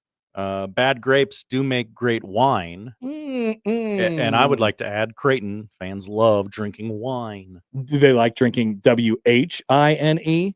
I think every fan base loves drinking a little wine from time to time. Sometimes you get to wine it out. Yeah. What was that call about, Josh? That was one of our friends telling us, what great coach does get to go out on their own terms. In regards to Mac. It's a great question that I don't have any sense of an answer to. Mm-hmm. If I could bring you inside of his mind, I would, I don't think he's probably thinking about that much. I wouldn't think so. But it's a great question that I could give no further context to at this moment in the season. Mostly because you do owe it to them to all right, what is this going to be? Is this just going to be the season from hell and it's just going to be like this the entire time? Possible. You refuse to believe that. I do not believe that. Like I said, there was a lot of people yesterday who were just like, I just can't believe that they got all these horrible players. I don't think they have horrible players. I just don't think they're playing Creighton basketball right now. I mean, they're barely playing collegiate basketball right now. Right, exactly. It looks far, far, far, far away from what it should be. Oh, it looks really, really difficult. Really, really difficult. From Pedro. Hi, Pedro. Hi, guys. I hope that all the fans wanted to fire the mayor of Nebraska 2 years ago are just as vocal in their reasoning for that take. Many people wanted to fire Fred Hoiberg. Fred Hoiberg is a great example of why eventually when you believe you have a good coach, eventually you just have to trust him that he'll figure it out. And whatever they were doing at first was just not the right combo for Nebraska. And they have stacked and stacked and stacked and stacked. The patience paid off, and bang, there you go. A couple tweets from Jack John Mast. He's changed his name. Jack John Mast. Hopefully that's not legal. Creighton has plenty of talent to make it work this year still. Watching them play right now, it's hard to tell who the clear leader is on the floor. Looks like 5 really good players just running around. I couldn't agree more. 5 really fine. I mean, the good players don't look like very good players when they're doing what they're doing right now. So, yeah, that would be my only critique to that comment. I completely agree, though. Sipples Lost T writes it on Twitter. Hi, Sipples Lost T. I've been telling Creighton to go to hell for years, and now they are there. The power of prayer is real. Has Creighton arrived in hell and have your prayers been answered? Yesterday was Sunday. And then there's the classic stuff from John John on the Equitable Bank inbox. I have exactly 0 takes on Nebraska beating Creighton or about how you handled it. It's basketball, for the love of God. Who cares? Oh, no. Classic. Well, I mean, we're right there, baby. It's basketball season. Also, this is good from NU Tinskers. Hi, NU Tinskers. On Red and Blue, don't forget to upload Brickin' for Chicken on your Chick-fil-A app. Owen Freeman. I mean, that wasn't just Brickin' for Chicken. That was Brickin' for Chicken. Brickin'. The first one was bricked, and the second one was bricked. Like, they weren't just, like, missing for chicken. It was brickin' for chicken. Clang. Yeah, clanging for chicken. Also, this, before we take a break here, 1890, the initiative. Do you remember the 1890 people? I'm familiar. They have sent out an email jerky to some folks. Says, we want to extend our sincere gratitude for your generous support of 1890 Nebraska over the last 3 years. Your commitment to helping us recruit and retain nation's top athletes has played an essential role in the continued success of Husker athletics. You stepped forward at a pivotal moment. We cannot fully express how much your support has meant to our program. As the landscape of intercollegiate athletics continues to evolve, 1890 will begin winding down our operation. Tyler Kai, who works in the Nebraska Athletic Department, says, we are deeply grateful for the Pede family and for their visionary leadership in establishing 1890, a bold initiative that ushered in a new era of excellence and strengthened a proud legacy of Nebraska athletics. The partnership between 1890 and the Huskers Athletic Fund has fueled our programs and set a powerful example of how Nebraska athletics will continue to embrace change and pursue innovative ways to generate resources. And they're like, we're out. Please direct your future support of Husker athletics to the Huskers Athletic Fund. So there you go. 1890 is going away. Nebraska's NIL operation is just in-house now. So they just like an accounting move, basically. Oh, okay. I was like, are they giving the money back? Whatever was left in the coffers? Well, like it became confusing. Like, is 1890 still a thing? Do I donate to 1890 or do I donate to the Huskers Athletic Fund? Now that you can donate to the Huskers Athletic Fund and it can go to the players, why not just donate it all to the Husker Athletics Fund? Is there a warehouse full of jerky somewhere that they have to unload? I would be interested in that. Yeah. I'd be interested in that for sure. Let's take a break. We'll be back after this on 1620 The Zone.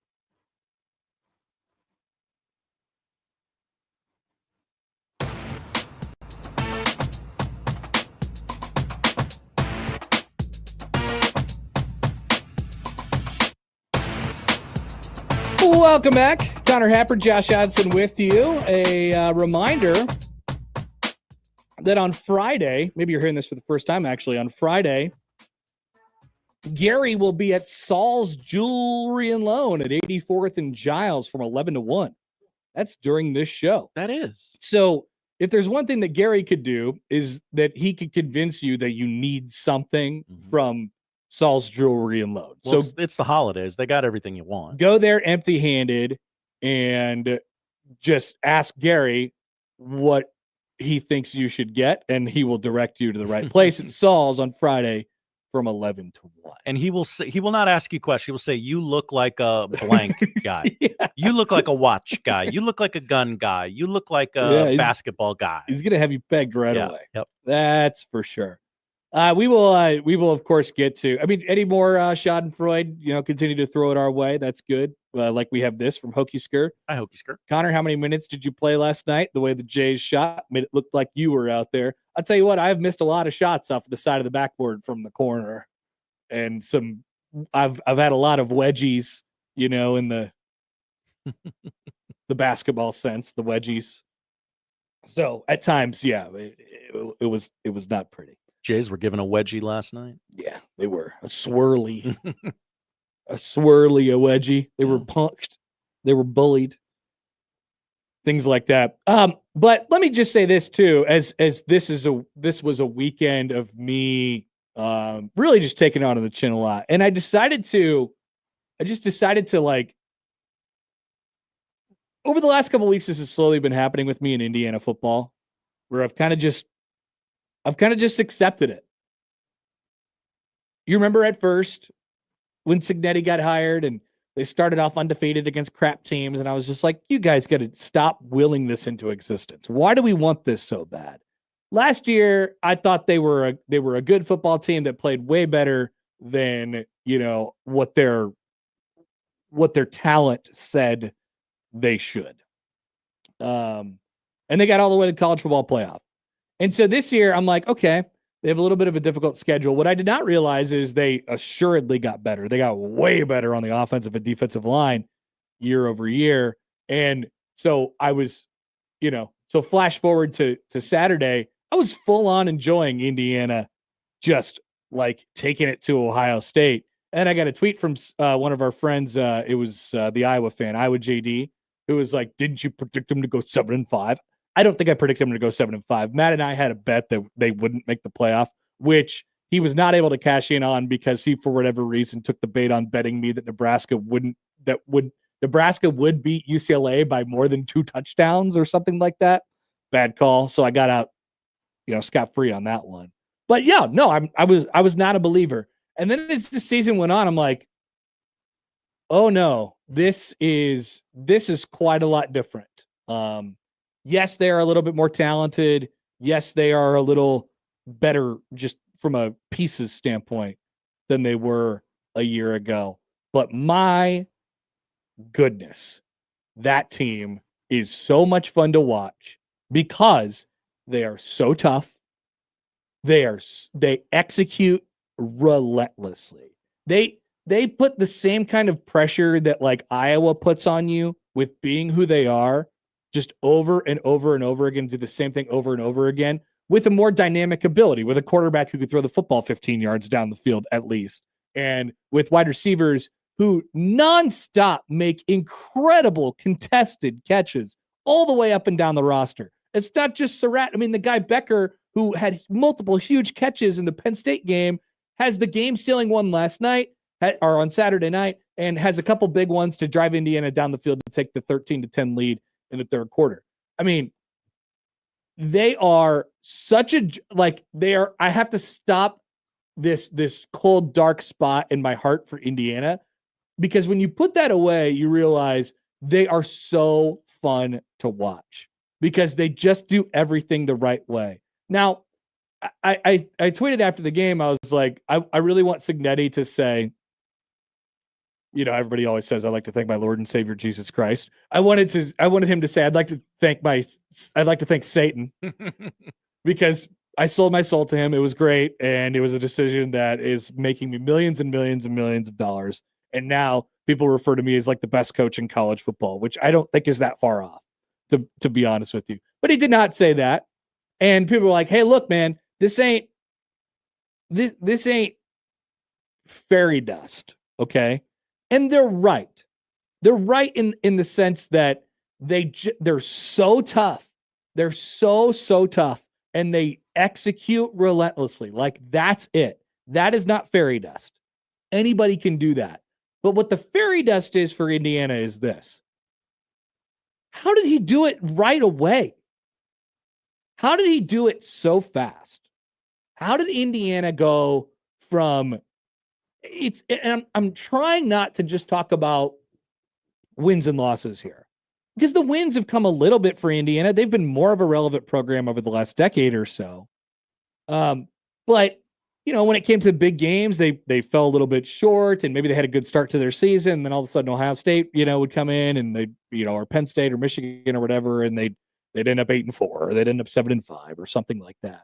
And so they've obviously taken a big jump in that category. But the fairy dust magic selling soul part of this is they flipped it from a program that was really, I think of Indiana football before Cignetti as a program that on all those teams, there was just one guy. They had a guy. Okay. Whether it was Penix or Tevin Coleman or all the way back to like Antoine Randall, like they had good running backs. That's my Hoosier. And I'm like, there's always one guy for Indiana who randomly every 5 years, like they have a 1,500 yard receiver or something like that. It's about one guy. To everyone kind of turns into that guy. I don't know how this happened right away. Here's a thought that I kind of came up with. Maybe there's a piece of this that was easier for Cignetti to change and flip the culture, or he always talks about like when he walked on campus, everybody had such a bad attitude about Indiana football. It was about basketball. Mm-hmm. And he came in, and he had this gravitas, bravado right away. And his first night, he goes on the mic at Assembly Hall, and he says, Purdue sucks. But also Ohio State and Michigan suck too.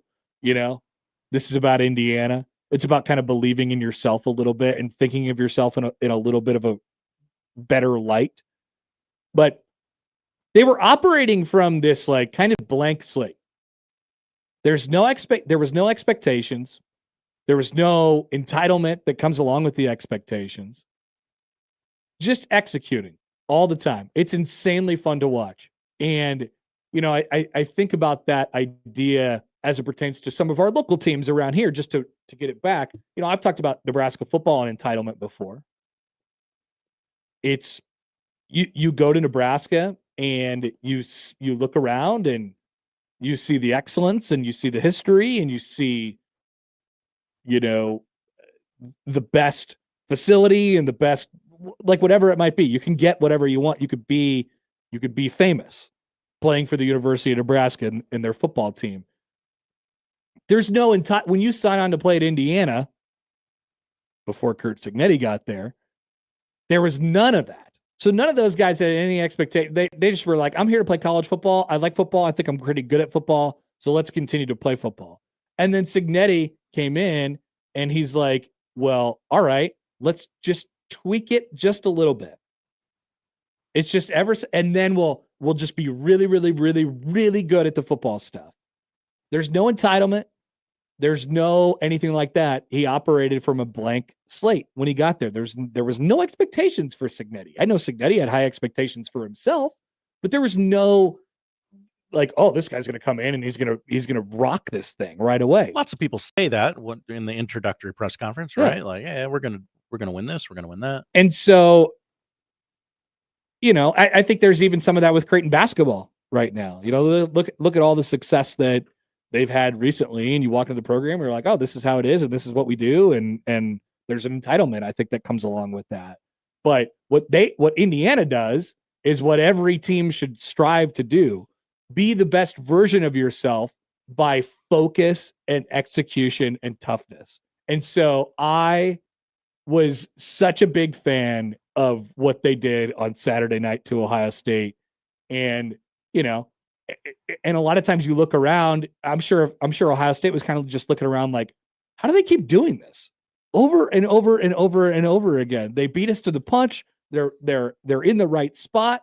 And then what happens was once you lay that groundwork and once you instill that, then you start making the one-on-ones. And then guys start being dudes. And then you could see the talent of Fernando Mendoza, and you could see the talent of Elijah Surratt, and you could see the talent of, whoever else is around in their backs and their defensive end, Kamara, and like all those guys, and that's when you have a great football team. And there they are, the number 1 seed in the college football playoff, and maybe the best team in the country. And I don't have I don't have like a critique to go along with it. You can't No tell qualifier, no caveat. You can't. They've been through the ringer now. They went on the road at Oregon and won. Mm-hmm. They went on the road at Iowa and won. They went and beat Ohio State in the Big Ten championship game. And I'm sure Ohio State could come out of that and they could say, well, I didn't really care in the first place.'re going to the playoff and we're a top 4 seed and we're getting a bye anyway. So, it's your what's it Super mean to Bowl. you? But once you're in there, you're in deep. You're trying to win that football game and you're trying to be the best version of yourself. And Indiana was just better. They were just better on Saturday night. And so I had to get that off my chest and say, I enjoyed Indiana winning the Big Ten championship game. And I will enjoy when it's Texas Tech against Indiana for a spot in the national championship game in 3 weeks. That is going to be a lot of fun. That's going to happen. I think so. And wow.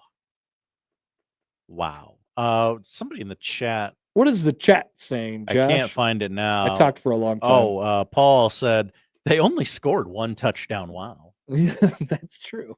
Touchdown! Wow! And then Ohio State missed that field goal. Wow. Oh boy. Tough field goal. Wow, to miss. Yeah, you want that one back. Tough field goal. Wow, to miss. Oh boy. So shout out to Indiana, who might win the national championship in football, and I won't be amazed by it. Indiana. What a world. What a world that we live in. Still kind of weird. And yeah, Curt Cignetti. I mean, I if you told me today and you gave me the case that Curt Cignetti is the best coach in college football, and regardless of the Kirbys and the Dan Lannings and the all that stuff, because he's now proven that he could go anywhere and do the exact same thing. If you do it at Indiana and you do that, you could probably do it just about anywhere else. So just imagine if he was like, it's one of those situations where you're like, well, just imagine if he was the coach at Georgia. Just imagine if he was the coach at Alabama. Just imagine if he was the coach at Oregon or whatever it might be. He's the best coach in college football. How this has happened so fast and to stay, it feels like it's rooted in something. Mm-hmm. Said no to numerous other jobs already. It's incredible. It's incredible. And he's the best coach in college football for my money. Hard to argue against it right now. I wouldn't advise that you do at the moment. Seems bad for my mentions if I do. All right, we'll be back. Josh has the odd news when we return on 1620 The Zone.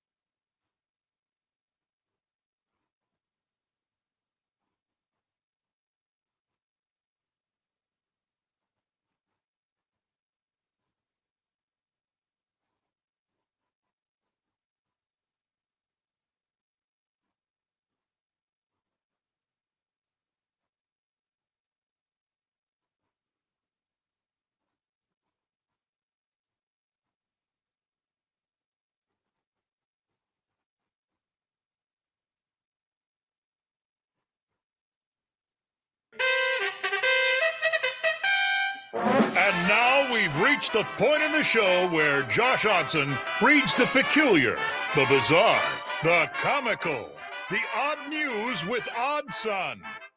Odd news, Odd Son. See what we did there?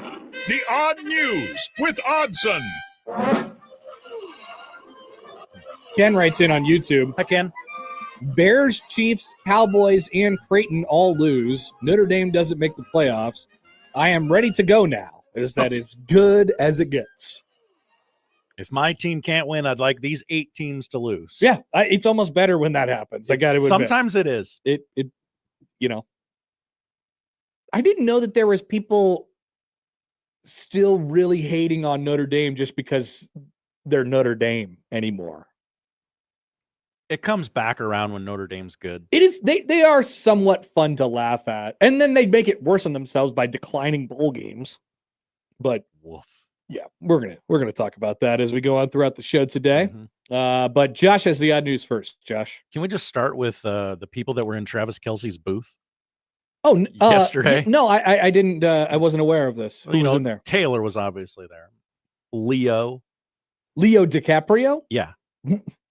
Really? Selena Gomez. Gomez. The The actor. Lena Dunham, looking like the bird lady from Home Alone 2. Whoa. When's the last time I saw Lena Dunham? Great question, Connor. Nobody knows. And she just arrived to the game. Yeah, I guess. How did she get invited?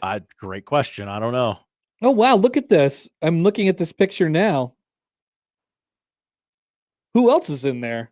Anybody else? I believe those are the only dignitaries, but what a list. Random, I think, Yeah, right? Unless yeah. I don't know, unless there's some connection between Leonardo DiCaprio and Lena Dunham that I wasn't aware of. I think everyone in that booth is too old for Leo. Selena Gomez and Taylor Swift makes sense, right? Yeah, they're bros. Yeah, they're BFFs. Best friends forever. Thank you. Thank you. I mean, Travis he's got to quit. I mean, he's got to be done playing football. There's like a month left. His popularity has risen to, like he's past football player now, and he is celebrity personality. That's right. I listened to him talk to George Clooney last week. And he's not good at football anymore. No, he's not. He's so really not. it's like he could just be done now. There are Chiefs fans that I know of that are only Chiefs fans because of Taylor Swift. And that's fine. Right. That's fine. Of course. They are outwardly just on social media today saying, you need to retire, Travis. Retire. Quit hanging You up. could just be done right now. Like if he just stopped right now, they're 6-7. If he just stopped right now, what would happen? Probably, one of the best tight ends of all time. Congratulations on a great career. Yeah, and I guess the same thing's going to happen when he does it actually in in a couple weeks here. So just wait a month. I suppose. Maybe you don't want to go out like that, dropping that pass, and are those passes just popping it over to the other team? Boy, the brutality of NBC just sitting there with him as he is clearly running that play back in his mind. Yeah. That actually wasn't one of the stories I wanted to talk about, but it turned into one. All right, go ahead. What else do we got? Father and son bonding. This is what you could do with your child. David Rush, an Idaho resident, holds the most concurrent Guinness World Records titles. He's brought his son along for his latest record. Fastest time to clear a Hungry Hippos board by a team of 2. Whoa. We sifted through ideas, explored categories, and looked for something that we could do together. Eventually, we found it, and the duo started practicing to beat the previous record of 8.91 seconds, and soon discovered that the title was within reach. With cameras rolling, hearts pounding, and that familiar mix of nerves and excitement, they launched into their official attempt and clearing a Hungry Hippos board in 5.8 seconds. Wow. How many little balls did the hippos eat? Oh, that's a great question. I don't have that in Let me go to my Wikipedia. story. That is an excellent follow-up question, Connor. Let's see. I'm going to guess it's 32. Oh, it can't be that many. 24? How How many balls do the hungry hippos eat? 20 balls. 20. Okay. 20 balls. The game box contains the game base, 4 hippo heads, 4 hippo bodies, and 20 plastic marbles. That's not, I mean, I guess 5 seconds. I mean, it's pretty fast. Yeah. But like, it's one of those things, it's like a 100-meter dash.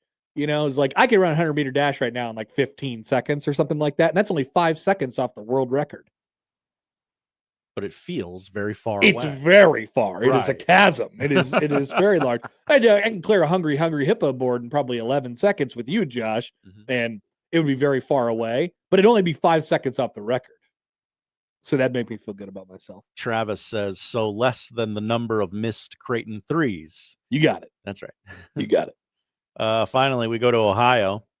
To Ohio. A man was recently arrested at the bank in the drive-through lane. You know, they got those for robbing it? Nope, those pneumatic tubes. Well, he got a little mixed up. He meant to send his ID or a slip or something. He accidentally put his meth in the tube and sent it through and into the bank. And so what'd he say? Could you send that back for me? Jason Smith, 46 years young, booked on drug-related charges. This occurred December 3rd, according to a press release. Wow, really? On the day in question, a bank employee called deputies to report finding a crystal-like substance consistent with meth in a baggie that had accompanied a transaction sent through one of the bank's air tubes. Subsequent testing determined that, yes, it was in fact meth. You've got meth there. Over the course of the ensuing investigation, authorities determined the defendant had inadvertently sent the package to the bank. Well, of course. It was an accident. You don't share meth. Did he put it in with like his ID? And that would have made it worse. It says it was just the meth. It says along with the transaction. So I don't know if he just like emptied his pocket and put it all in there. Well, you know, you got it laid out on your passenger seat or something like that, and it ends up in there. You're just collecting things. Another great follow-up question by you.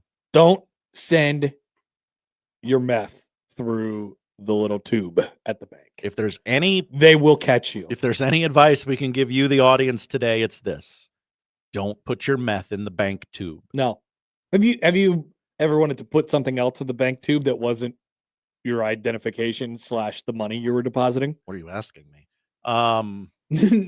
No, like anything else. I did hear. Maybe you could put like a Reese's peanut butter cup in there and see what the banker does with it. So we were at Stuff the Truck. I've gotten a Hershey Kiss back. Yeah, the good banks will give you like candy, like, oh, I see you have a dog in there. Here's a treat or something. Yeah. Somebody was at Stuff the Truck with me, and they said, oh yeah, where I used to live, they converted the closed bank to a Jimmy John's, and we were hoping. Whoa, they flung the sandwiches through there? They did not, but everyone was hoping in like the weeks leading up to the Jimmy John's opening. Well, like, why are they not? going to use the tubes? There's no harm in using the tubes. What's stopping them from doing that? That would be awesome. Put the sandwich in the tube. I would skip over like 3 Jimmy John's to go to the bank Jimmy John's where they threw in my sandwich through the tube. Absolutely. That would be worth my time. I think. Imagine you open up the little container, the little canister, and there's a sandwich in there. That's the best possible result. Yeah. Well, sounds like a new business idea for somebody out there. Interesting. A lot of closed banks out there. People don't go to the bank anymore. Well, they opened up those unless it's Equitable Bank, of course. I think this is a business now that has come and gone. Remember the burger detours? The burger detours? Yeah, they always looked like banks. I thought they were operating with the chutes, but they weren't. They were operating something else, allegedly. I don't know anything about that. Good. I couldn't speak to it. Good. Thank you, Josh. Thank you, Connor. That is the odd news. The noon hour is coming up next. Will the Schadenfreude continue? We'll find out. On 1620 The Zone.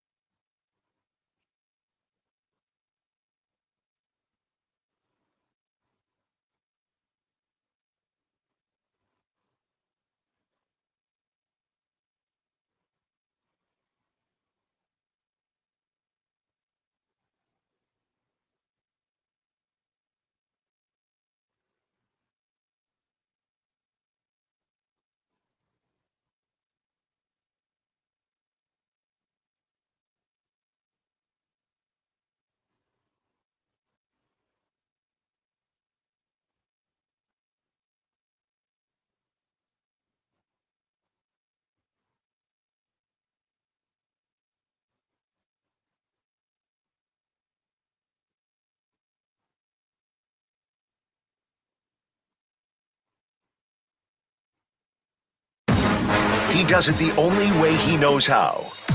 With his massive sports brain sprinkled with a smidgen of rabble-rousing.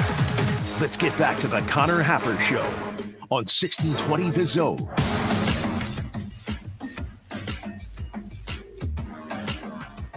Playoff or bust. That's the way it is for a lot of college football teams these days, including Notre Dame. You're hearing it more and more. Playoff or bust. The playoff or bust $15,000 sweepstakes is on 1620 The Zone. It's brought to you by Atlanta Hod Nurseries. You can enter to win right now at 1620thezone.com. So please do that. And be more like Notre Dame, where it's playoff or bust. It's a high-stakes game you play. Let's see. Here's Star Wars Fiend. Hi, Star Wars Fiend. Connor, have yourself a blue little Christmas. I think this is supposed to be in song. Oh. May this year be filled with many bricks and doinks. For you will be in Las Vegas this March, opening up for the crown, reminiscing of the olden CU days. Josh, any thoughts on that? Because your rapidly approaching cancellation date is coming up soon. Are you now? You canceled Nebraska ball last year, right? Most years. And then they went and won the crown. Yeah. Oh, is the Blue Jay fan base hoping I cancel them to spurn a little bit of a run that they need? It's an interesting thought. It's an interesting thought. I wonder what, I wonder what people think. So there's a lot of Creighton fans right now who are like, actually, that would be sweet if they got the opportunity to go to the crown this year. That could potentially be the best result out of this season. So we'll continue to take those arrows coming our way as Nebraska ball destroys Creighton yesterday. And of course, we will take the slings and arrows in the form of phone calls as well on the Prairie Flower Casino Zone hotline. Here is Paul. Hey, Paul, good afternoon. You're on the show. Guys, Nebraska ball is back. I mean, it really hasn't left. Look at these last couple of years. But before I get off topic, the sole purpose for my call was to talk about how upset John Bishop was during the call yesterday. I didn't listen at all. He was mad. Oh, it was great. Was he more mad or was he more like dejected? Oh, no, a mix of both. It was as pointed as I've heard him during a call. And it was great to hear. He basically gave up with like 11 minutes left in the game and said as much, which Creighton sort of accompanied. So, yeah, great game, great day to be a Husker. If we get that darn football team turned around, we'd be pretty good. Thank you, Paul. Appreciate the call. People do like when John gets sad for some reason. Do we have any Joey cuts in there of John sadness? Yeah, check that out for me. I haven't looked. Check that out for me while I'll deliver you this news. News? The Nebraska men's basketball team has arrived to the AP Top 25. Wow. Checking in at number 23. There's a graphic. Good number. Hoiberg, Mast, Sam, Berkay, Jamarcus, and Price. They're all on there, and it says Little Nebraska, number 23 in the AP poll, which means both the Nebraska men's and women's basketball teams are ranked and undefeated. Put some respect on it. The nation's longest winning streak continues, and by the way, I think it'll continue for, well, actually, they play Wisconsin, right? And men do. I'm not sure the women's schedule. They have Omaha tomorrow, so I think it's probably going to continue. Probably, probably going to continue. But if the Nebraska men's basketball 13-game winning streak goes through Wisconsin and somehow, some way through Illinois on the road, which is coming up this Saturday, Saturday this week for Nebraska ball, then it will at least get two more with North Dakota and New Hampshire, which means you'll run that winning streak to 17 games. Hello. Which I believe would be the longest winning streak in school history. Hello. And then Michigan State on Friday the 2nd for number 18. Let's see how long this could go. I have found a 9-second clip of John Bishop from yesterday titled John Mad, Absolute Garbage. John Mad, Absolute Garbage. Okay, hold on. Before you play that, here's a tweet from Joel. Hi, Joel. I don't know how you get more pointed than He was outside the circle and he was set. He was outside the circle and he was set. All right, what do we got? What do we got from yesterday? Okay, bear with me. I got to flip over our audio settings here. So give me it, Josh. Oh, we're doing the whole in the stream and out of the stream and that sort of thing. Trying to weave his way into the paint, and they get the basket in one. Oh, garbage. Absolute garbage. That's it? That's it. That's the only thing I have that would lead me to believe it's John being mad. I have no examples of this. I did not listen to John at all yesterday. I was listening to our dear friends Jake Eisenberg and Nick Baugh call the game. I still have to text. Yeah. What happened? What was the deal? How did that work? So yeah, we'll work on that. Wow, the last picture that Jake sent me was the last thing that Jake sent me was a picture of himself reading our station liners for Royals baseball before the season started. Horse crap! This is during. This was in March. Well, I guess Jake and I don't talk very often. Wow. How did you didn't talk all season? I must have texted him.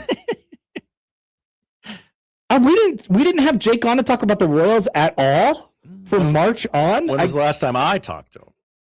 You could have done something. Everybody, get out your phones and tell us the last time you texted with Jake. When was the last time you talked to Jake?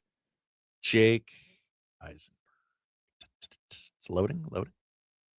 March. Huh. Interesting. Okay. He was a busy guy, I guess. We didn't even bother. Well, you were probably pretty sour on them at the start of the season. The Royals kind of sucked. So, all right. Well, now I've texted him for the first time since March. Maybe we'll talk when the hot stove hits. Ooh. Coming up. Who's getting Scooble? It's winter meetings time. The Royals will not be getting Scooble. Are you sure? Yes. Schwarber? Almost certainly not. Okay. Almost certainly not. I like to shop at the cheaper stores. They're not at Macy's. The cheaper stores. Not at Bloomingdale's. Nebraska football. Something all of us can agree on, whether we root for the blue or the red. Oh, Happer, that's okay. Your loss will be so bad because tomorrow you just get to put on red again and root for the Huskers. See, I got to get in front of it. Why do people do that? Why do people say that? Because they know Creighton basketball fans are Husker football fans.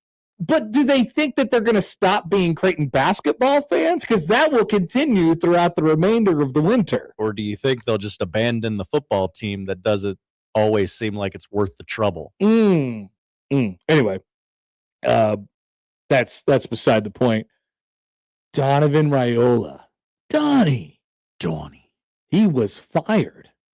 He was fired on Friday. Hard to put all these things together. So Nebraska fired their defensive coordinator at the beginning of last week, hired a new defensive coordinator yesterday, although not officially yet, but widespread reportedly and almost certainly confirmed, just working out the paperwork side. And then fired their offensive line coach, and then immediately, like less than 5 minutes later, hired a new offensive line coach named Jeep. I'm going to want to keep saying Jeep, though, because it's funnier. Jeep or pillow. So, what is out of those four things, right? I just mentioned 4 news stories. Nebraska fires defensive coordinator. Nebraska fires offensive line coach. Nebraska hires offensive line coach. Nebraska hires defensive coordinator. What is the most consequential storyline to you, or news, or thing to talk about? Because I have an idea. I know what it is. I'm guessing for me, it's probably Donnie.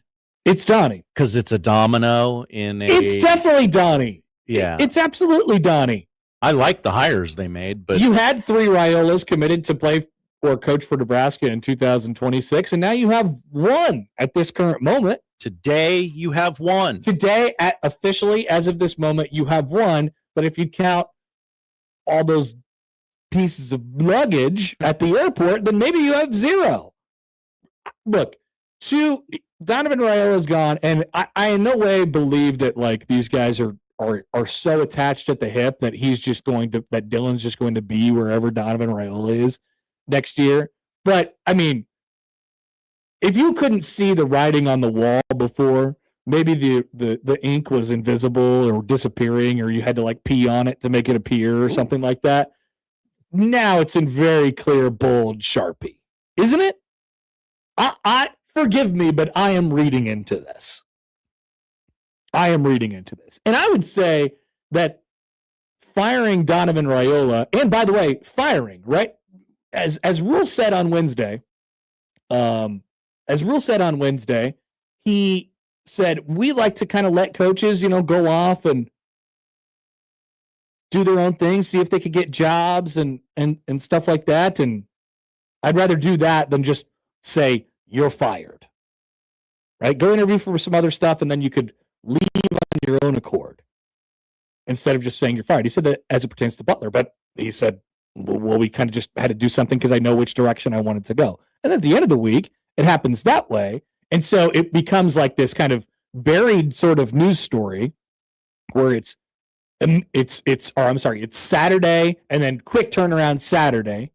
Again, you hire your new offensive line coach.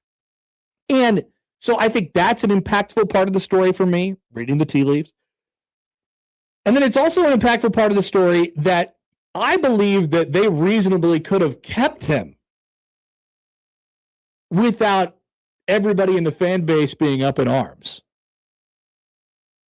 The offensive line was playing better over the last couple of weeks. You have to give them credit for that. They'd run the ball well, and it wasn't just Emmett Johnson. It wasn't just that Emmett Johnson was playing really well and he was doing all the things that he was doing in spite of Nebraska's horrible ass offensive line.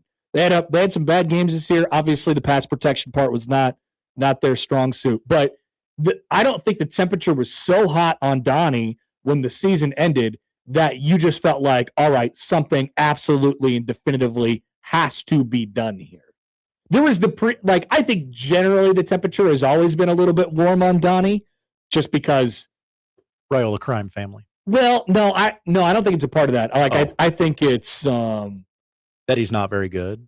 Well, he'd never been a full-time assistant. Excuse me. His offensive lines have underproduced. No, he had never, when he got here, he had never been a full-time assistant at the collegiate level yet. And so the temperature already started off really hot. And it's been a constant conversation now throughout the last 4 years. And there's no reason that Nebraska could have run it back with him. They could have explained that away fine. Yeah. They could have run it back with him. It's not like Emmett was dancing around in the backfield and breaking 85-yard runs to amass all that yardage. I think you could have kept him without the temperature getting too hot.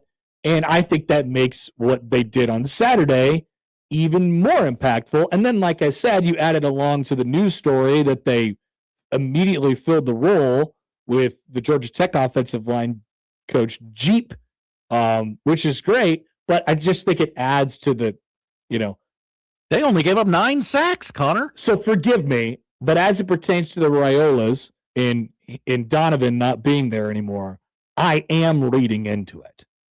Like I said at the top, I don't believe that the two are package deals, and it's not that Dylan literally can't be here without his uncle. It's not a situation like that, but I believe what you're doing is you are paving the way to separate from the Raiolas entirely. That's me reading the potentially invisible ink on the wall or whatever it might be. So yes, I indeed am reading into it at the moment. And I don't know if the new guy is an upgrade. I don't have any idea. I'm sure it'll work out fine. Once again, I think it's really difficult for people to sort of understand, the nuances of offensive line play anyway. And the fact that there's 5 guys, people look at just running game stats and they say, well, if you have a good running game, then you have a good offensive line. If you don't allow any sacks, if you have great pass protection, then you have a great offensive line. But it's a lot more complicated than that, which makes it even more convincing that they could have brought him back next year and just said, yeah, I think he does a really good job and all these things. And I could very easily explain that to people. And then you look at the replacement, and of course you don't know anything about the replacement. Only the people who interview him, do and can look into that background and what people say about him and all those things. And it's not like it's not like immediately clear right off the jump that Nebraska just got a massive upgrade at their offensive line coach. I'm sure in their mind that it obviously will work out that way, but there's no guarantees that Mr. Geep will work out, not by a long shot.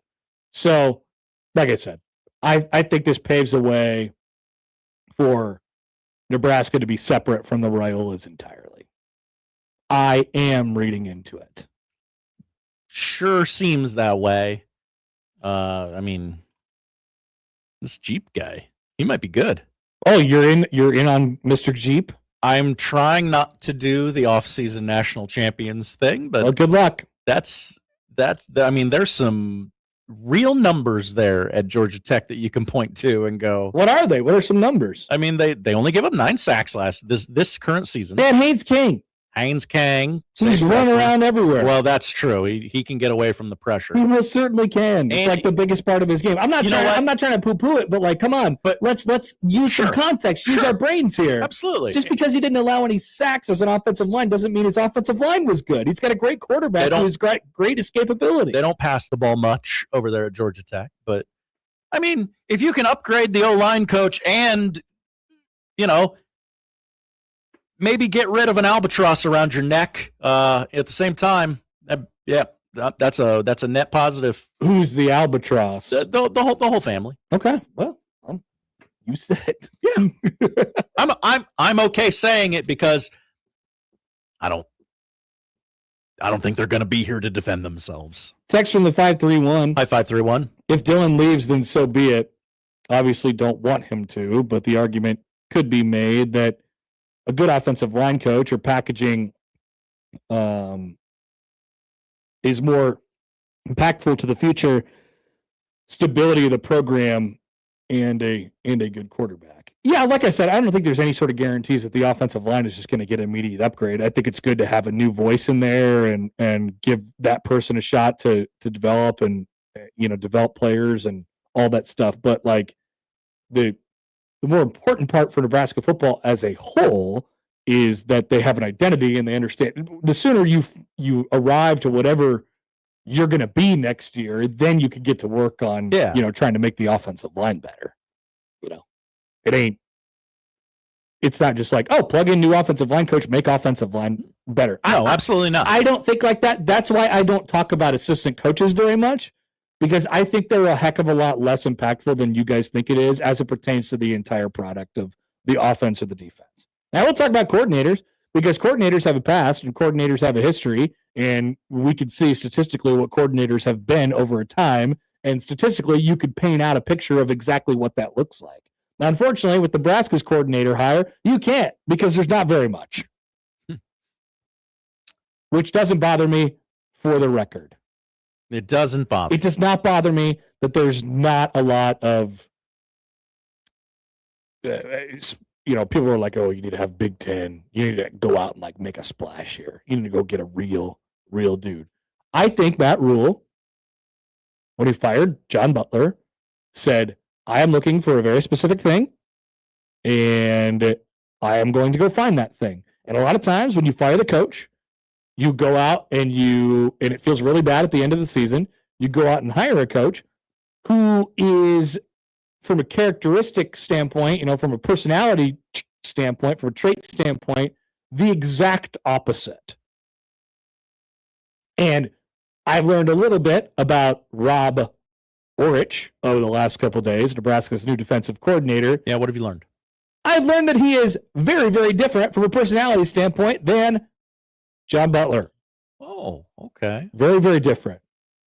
He is a juice guy, Butler was very, it's here you got to be in this. It's the scheme, right? D coordinators, Josh, who like old school defensive coordinators. There's two different kinds of guys. There's the whiz kid kind of genius guy who could kind of figure out, the problem to the math equation, or there's the backwards hat chewing, tobacco chewing juice guy. I like that guy. I think Nebraska just hired, I don't know what his status on tobacco chewing is, but I think Nebraska hired that. which is good and which is what I've been wanting for the last couple of years. I've said it. I said it at the end of the season. I just think this program needs juice, and I think they have a juice infused defensive coordinator. Juice and toughness. It's your defensive coordinator this time with more juice. More juice in the juice. This time with more juice. Okay. And it doesn't make it so hard to swallow, or if you had any doubts, that in his first year, this past year, as the San Diego State defensive coordinator, they went from 5th nationally, and they went from 97th in the country in scoring defense to 5th. 5th. 1 year. That's good. I don't really care that he has no experience in the Big Ten. It doesn't bother me. You get dudes to play hard. You get dudes to play free. You have the right scheme. You put them in the right spot, and that's your story. I also will say this. I do not believe Nebraska is that far away defensively. I think it could be as easy as turnkey, get them to play the right way, get them to play tough, get them to play physical, get them to freaking tackle, for goodness sake, be in the right spot, and you'll find that if he is good, which people believe he is, and there would be no reason to believe that he's not at this point, Rob Orich, that they have guys who can play in this defense right now. And Nebraska's defense could very, very easily take a massive jump next year. And so I'm glad that Rule seemingly approached the hiring process from that standpoint. It's not about scheme. It's not about the things that we do on defense. It's about how we do them. And that's the sense that we got from Rule on Wednesday. And I feel like they went out and hired that. Connor likes the hire. I don't know what to think about the hire, but I like their process. I like the way they went about it. That's for sure. I do agree with you that just maybe even a different voice in the room could help, because they're not that far off. Yep. Here's Jason on Twitter. Hi, Jason. Are you saying the DC hire is a move to hashtag all Ecklers? Maybe a little bit. Remember the all Ecklers? We're going to build the entire defense out of Eckler. What's Eckler's stance on tobacco and tobacco-like products? I don't know. Okay. I am not. He seems like a high on life kind of guy. Oh, okay. That'd be my guess. He does strike me as a guy that what you got there? Coffee? 100%. Yeah. He's the guy who walks in, he's like shoving people in the morning. It's like, dude, it's 6:30. What do you got going on right now? And he's like, I don't drink coffee. I don't drink energy drinks. I just love life. Mm-hmm. Yeah, that sounds like Mike Eckler to me. I don't know that for sure. Don't know that for Let's sure. get all the coaches in here and we'll ask them their stance on tobacco. All The right. university will love it. Let's get a variety of different texts here from the text line. All right. Norm says, Norm. Connor just mentioned identity. Do you think that's really important? When I look at great teams, I never see an identity. It just seems like average teams like Iowa and Wisconsin are big identity teams, but they obviously have a ceiling to their success. I just think that's where you start at. Yes, so I do believe that's huge. The identity could be toughness. Yeah. And yeah. You The improve identity that is way. that like scheme and like what, how far you throw your passes down the field, or, what players look like or anything like that. It's just to get the players to play hard. You have to start there.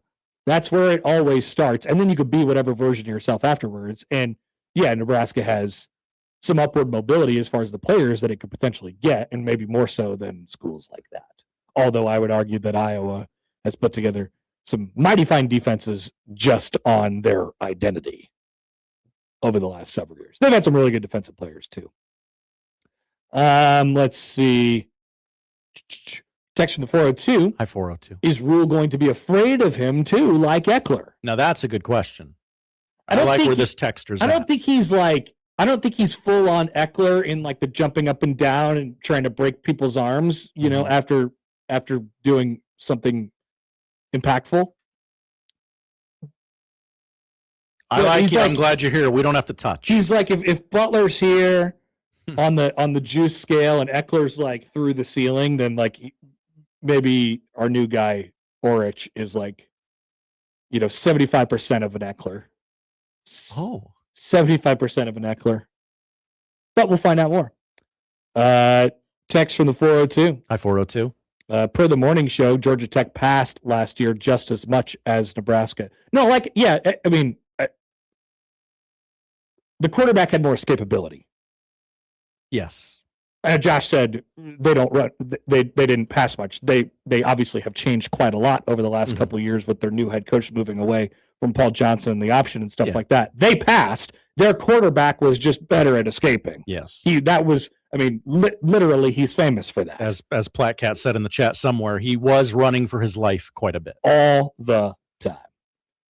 Wow, a lot of people corrected you on that. Josh, they passed more. They passed the exact same amount. A lot of people listen 6A to 6P. I don't. I'm getting my child ready for school. Well, don't say it if you don't know it, Josh. Well, then I'm not going to say anything. You got to know something. The Pluribus got Golden Globe nominations. Oh, it did? Yeah. Nice. Already? It's not even over yet. That's what I said. The show's not done airing. Here's Tommy. Hi, Tommy. Do you think there's any world where they could have kept Donnie to stay and be our co-O-line coach and interior O-line specialist or something? Basically just demote him to the interior O-line? I mean, yeah, you can have as many coaches as you want now, right? Sure. They demoted Satterfield. You could have, but like I said, I think maybe you like his teaching and the guys in the locker room like him, but once again, I just think this represents something, a changing of the guard, if you will. I love a changing of the guard. You do that? I do. You do love that? You will say that.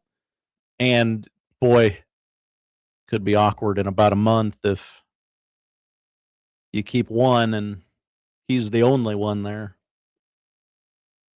Would be hard for me to see at this point. They're a professional football family. They know they can't always work together forever. It would be difficult for me to see there being one Raiola here next year. Over under 0.5? I mean, it has to be, right? Because it's either 1 or 0. Yeah. I would take the under. I would as well. But that's just me reading between the lines, maybe connecting the dots that just might not be there. By the way, I heard back from Jake.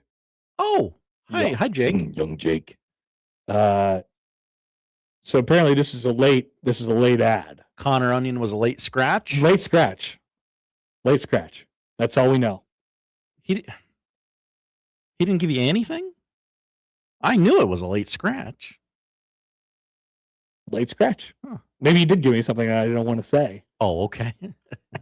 Let's take a break. We'll be back. More to come on the Connor Happer Show. Next on 1620 The Zone. Previously on The Crossover. Nick thinks pointing is a take. It's not a take. It's not. It's just... I just pointed at you. That's not a take. I mean, you're not... I'm thinking from the perspective of a baby, though. That is the only way a baby can communicate. If they're pointing at, like, a hat that they like, their take is... They like that hat. That's a You good don't hat. know that. They could be saying, I hate that hat. Yeah, they could be saying, a take. Gary and Matt, The Connor Happer Show. Unsportsmanlike conduct. 6A to 6P. 1620. The Zone. Your Omaha area forecast from the Boys Town Ear, Nose, and Throat Weather Center and KETV Newswatch 7. Mostly cloudy skies for your Monday afternoon with highs into the mid-30s and lower 40s possible out west of the Omaha Metro. Expect gusts out of the south up to 20 to 25 miles an hour. Tonight, partly cloudy to mostly cloudy skies with lows dropping into the 20s. I'm meteorologist Caitlin Harvey with KETV Newswatch 7. The Connor Happer Show returns in minutes on 1620 The Zone. Start your engines. Joe's Indoor Karting in Council Bluffs is off the charts crazy. Joe's Karting is fast-paced, adrenaline-pumping, wheel-to-wheel racing action at over 40 miles per hour. The only speed restriction on these karts is how good you are. Joe's Karting is located just a couple of blocks north of Bass Pro Shop, directly east of AMC Theater in Council Bluffs, Iowa. Go watch a movie. Come race at Joe's. Planning a bachelor party, graduation party, or just a night out with friends? Go to Joe's. Remember, Joe's Karting is your place to race. Hey, it's Ashley from Saul's. This holiday, Saul's is the place to stretch your budget and give amazing designer gifts for up to half off retail. We're also buying your luxury brand items to help you freshen up your style this holiday season. Designer gifts for less at Saul's. Performance meets luxury at Woodhouse Cadillac. Lease the 2024 Cadillac XT4 Sport for $499 a month for 36 months and 10,000 miles per year. Browse our inventory in-store or shop online today at woodhousecadillac.com. With approved credit, tax, title, license extra. First payment and $299 doc fee due at signing. Must currently lease a GM vehicle to qualify. Courtesy transportation vehicle with 4,044 miles. Offer expires November 30th, 2025. See dealer for details. Husker coverage on 1620 The Zone is powered by Skradsky Heating and Cooling. Skradsky Heating and Cooling is locally and family owned. Visit heatomaha.com to find out about the Skradsky difference. And listen to 1620 The Zone for the best Husker coverage in Omaha. Hey, honey, can you help me out with some holiday wrapping? On it. I'm rocking ugly sweaters like a runway king. Jingle bells bling while the sleigh bells ring. Cookies in the oven, smell so divine. Gingerbread beats while I'm dropping this rhyme. Not that kind of wrap. I need you to wrap these Nebraska Lottery Merry Money Holiday Scratch tickets. They make great gifts. Got it. Holiday Scratch. There ain't no match because they're fast, fun, and easy, making shopping just breezy. Never mind. Top prize odds vary by game. I'm Doug Nodgard with Equitable Bank. We know your time matters, so when you call us, we answer on the very first ring. That's our promise to you. We value your business and will treat you like a friend and neighbor, because more than likely, you are one. While other banks hide behind technology, we combine the best of both. Top-notch digital banking and online banking with people who care. Got a question or need help? We're just one ring away. At Equitable Bank, we take banking personally because you deserve it. Member FDIC. A consultation at Sedora Law Group isn't a formality, it's a strategic session with experienced trial attorneys who've handled felony charges, DUI cases, and complex litigation for individuals and corporate clients. Experience matters. At the Sedora Law Group, that experience focuses on what matters most in court: posture, presentation, and legal credibility. Schedule a consultation at sedoralaw.com. That's SODORO law.com. When your family, freedom, or finances are on the line, your outcome depends on what you do next. Visit sedoralaw.com. It's the holiday season, and Omaha men's basketball goes shopping for a win. Coming up on Tuesday night at Baxter Arena when they take on Dome. Hi, everybody. I'm Gary Sharp. Join me for all the play-by-play action, beginning with the pregame show at 6:30. Tip-off 7 o'clock on Newstalk 1290 Quail for Omaha and Dome.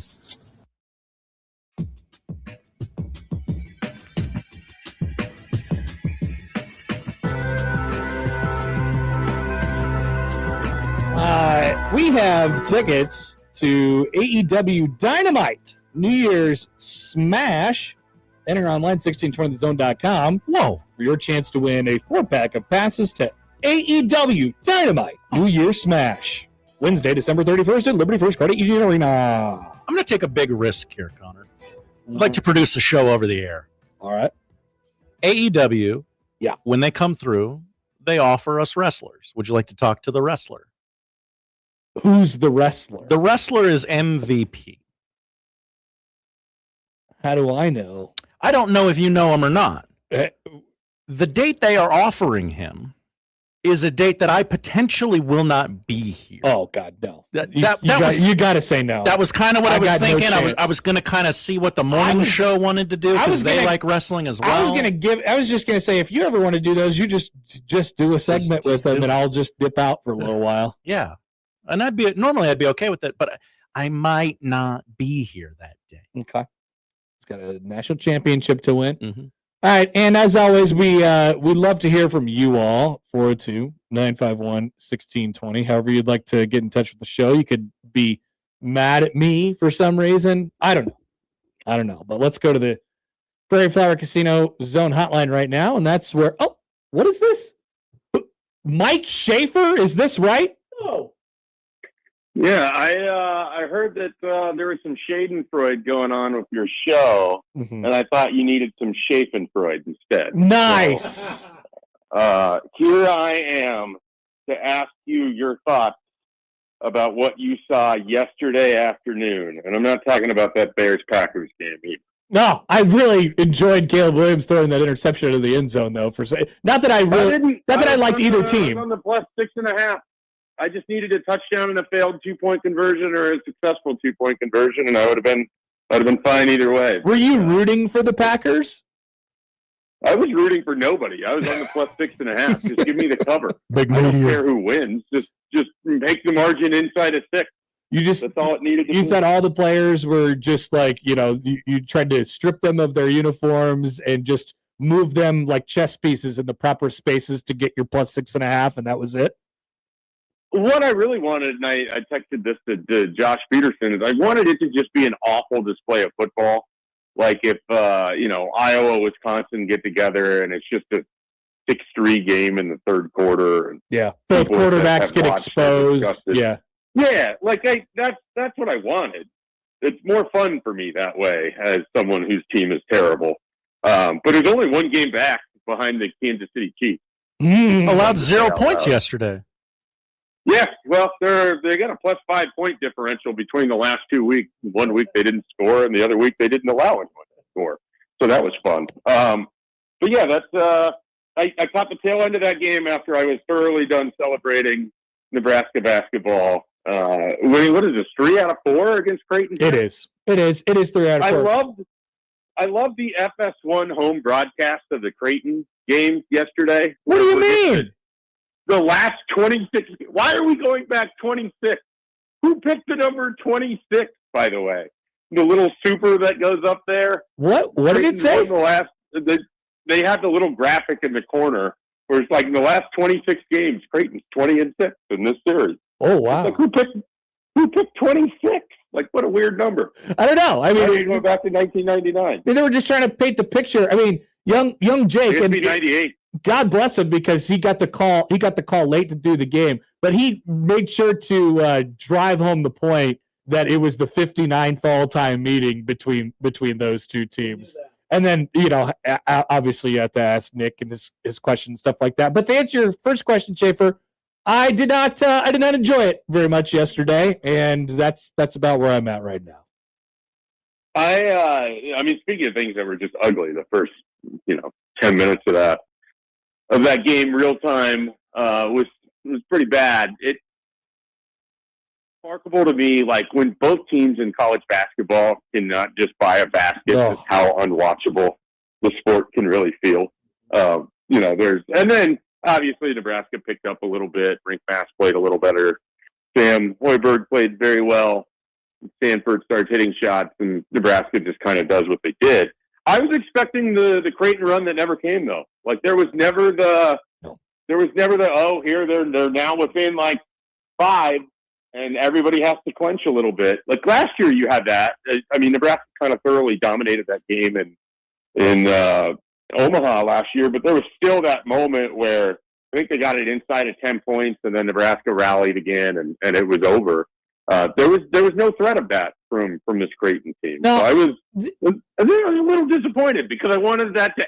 Yeah. Okay, so that was my question today, Schaefer. This was my exact question to Nebraska ball fans. Does it make you feel less complete at the end of the day that like my big takeaway is nothing you could say will hurt me because this Creighton team has such massive problems that losing that game is not even near the front of the burners. It's not even near the front of the stove. It is way on the back as far as just the result of losing that game. The front burner is like they have a bunch of players who don't know what they're doing right now. And so the whole schadenfreude of Nebraska, dunking on Creighton doesn't really exist for me this year. And I can't take it that hard because number one, I didn't expect, I expected more, but I didn't expect much. And, number two, Creighton's got bigger fish to fry. Like they have to be better as a basketball team. Does that make you sad that I am not sad as I could be today? No, it makes me happy. I'm listening to you rationalize Creighton losing in this series in a way that I've had to do with Nebraska, where it's like, oh, well, I mean, they're not that good. They've got other issues they have to figure out besides just winning this in-state game, et cetera, et cetera. So there's just a part of me that's like the shoe's on the other foot here. And so I find that enjoyable in itself. So a lot of it was just, Nebraska's been in this situation before where a season has some promise to it, and then they play Creighton, and it's not even necessarily like a great Creighton. Because here's the other secret. I mean, Nebraska's played probably 3 out of the last 15 years legitimately great Creighton teams. And some of them they've taken to the wire. Sometimes they've just been run right off the court. Most of the time when these teams play, they're not that far apart in terms of how good they are. Like, I think that's hard for people to hear when, 20-6 in the last 26. But these teams aren't that far apart. It's just that you would see Creighton make the extra pass, Creighton make the open shot, Creighton put the game away when there has 4 minutes. You see, not to turn this over to football and have people be sad again, but it's the Iowa-Nebraska thing. Like, watching Nebraska execute and thoroughly put a bad Creighton team down when they didn't let them back in the game was good to see. One, because they're going to need to do it when they have that opportunity. They had the New Mexico game earlier this year where you're up 18, you're up 22, and then all of a sudden it's down to 4, it's down to 5. Like, they're going to be a bit of a yo-yo team because I think Nebraska gets hot shooting, and then they don't have easy baskets if they can't just get the ball to Rink Mass on the block. So they're going to have to learn how to win that way. So there's a lot of good for Nebraska to take out of that, just besides the fact that getting a win against Creighton is nice. And, Hoiberg's kind of shown that they can do this. They've done it with teams that haven't been as good. They've lost with teams that were better, than maybe what they have. And this year they're able to kind of continue the momentum. So it was nice to see. Okay, so here's a theory. This rivalry might be better. This might be the one rivalry, like in sports, that I can think of where it's better that if one team dominates it. If one team just goes in this ridiculous run of 20-6 or like 5 in a row or whatever it might be, because then there's all these expectations. Like for example, the last 3 Nebraska teams to beat Creighton, how did those games all end up? Well, there was last year, which went to the Crown, or won the Crown, I guess. There was 3 years ago where they didn't make any postseason at all. And then the year that Miles got fired was the last time they beat him before that. And so, like, you get this conversation in the fan base, and it happens so early in the season. It doesn't happen at like a traditional rivalry game time. I don't know. It's always more spicy when it feels like one team can like dominate over the other team for these long periods of time. When they go back and forth, it makes it confusing. Well, it certainly makes the win seem like it matters more, right? And the part of it is the context of that Tim Miles one. I mean, Nebraska was set to have a big year. That's sort of what this is supposed to feel like right now for Nebraska fans that are seeing them as a ranked team for the first time in several years. And so, the jumping off point for Nebraska is, okay, you beat Creighton. Now it has to hold up against Wisconsin and Illinois this week. You got to split this week some way, somehow, so you feel better about it. If you somehow go 2-0, then you can let all the visions and dreams and everything you want be right there in front of you because it feels like you have a real team. But it's still, there's just that feeling of Nebraska basketball where there's a little bit of fool's gold. All their wins are nice, but they're all against teams that are relatively flawed and nobody where you're just like, okay, they went and beat a for sure tournament team right there. Like, I don't think any of New Mexico, Oklahoma, Kansas State, or Creighton represents that right now. Now, 2 of those teams could end up by the end of the year being that. I can't say for certain, but if you're able to get a win against Wisconsin or Illinois this week, I think as a Nebraska basketball fan, you have to feel pretty great about where this is. I think you have to feel pretty great anyway. I mean, there was a lot of, when Bryce Williams went out the door, when Jawan Gary went out the door, and we all know the exciting Whites joke that was floating around the entire offseason for Nebraska basketball. Like, this is what a Fred Hoiberg team at Iowa State looked like, though. Like, not necessarily from a pigmentation standpoint, but this is how they played. Like, this is how they played. This is what they were. And he's able to kind of blend what you have to do in the Big Ten. And he has a guy in Rink Mass that is that guy. I think the saddest thing to come out of the last couple of years for Nebraska basketball isn't that they collapsed down the stretch last year. It's that we didn't get the best version of Bryce Williams with this version of Rink Mass, because my God, that team would have been amazing to watch. Like, just how well Nebraska would have played last year if you would have had this version of Rink Mass and that version of Bryce Williams. But you didn't get that. But you have this version of Rink Mass with a bunch of role players that are stepping into playing well. Sanford's playing well. I mean, like Sam Hoiberg is way more aggressive and assertive than we've ever seen him before. And I don't know what that looks like in the Big Ten exactly, but I do know that when you have Rink Mass, he's been the center point for Fred Hoiberg, and he was when he got here. I mean, it just opens up how he wants them to play basketball. And it just feels like it's a really kind of special season is forming here. Yeah, well, I thought the win for Nebraska ball was like very, very soulless. They shouldn't actually take a lot of pride in the fact that they won that game, just given how beat up Creighton is right now, and just they're not ready to compete on that level. So I just felt like it probably wasn't all that satisfying at the end of the day. I enjoyed how many people I heard from, because I couldn't go to the game yesterday, but how many people I heard from that were just kind of disgusted that there weren't as many Creighton fans for them to sort of jeer at the game. Like the Creighton people just didn't show up. No, we're going full. The Creighton people are going, including myself, we're going full Jack Mitchell today. Nothing you could say will hurt me, because I already have all these other problems that I'm trying to take care of. Like anything that you could say about my team would not be, news to me at this moment, because I already don't believe in this team. That's what people are going with. Okay. Well, look. Enjoy the soulless win, Schaefer. I hope it's I am. I'm enjoying it greatly. I'm having a wonderful Monday, and it got to mix in with the Vikings win. I got a tweet about how stupid the college football playoff and ESPN are as a tandem. Yesterday was a pretty strong Mike Schaefer day, as far as I'm concerned. Yeah, and then you had the soulless basketball win too, which is great. There was plenty of soul in there.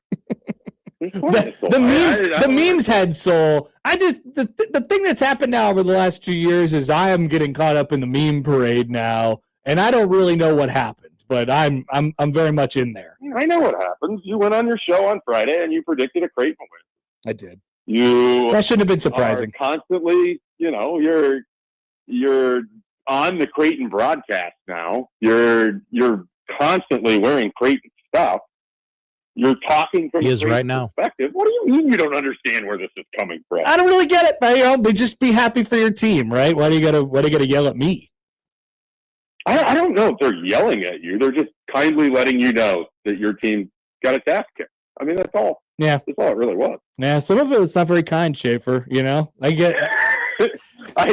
As a product of the internet and as someone who spends time on the internet, I do understand that there might be a lack of kindness. Some of it's good fun, and some of it leans a little bit far. Sal chimes in on the YouTube stream. Hi, Sal. Connor, you made a parody song. What do you mean? What kind of parody song? About Nebraska missing the Big Ten They tournament. missed the Big Ten tournament. That was very worthy of a song. Do you think Creighton would make the Big Ten tournament this year?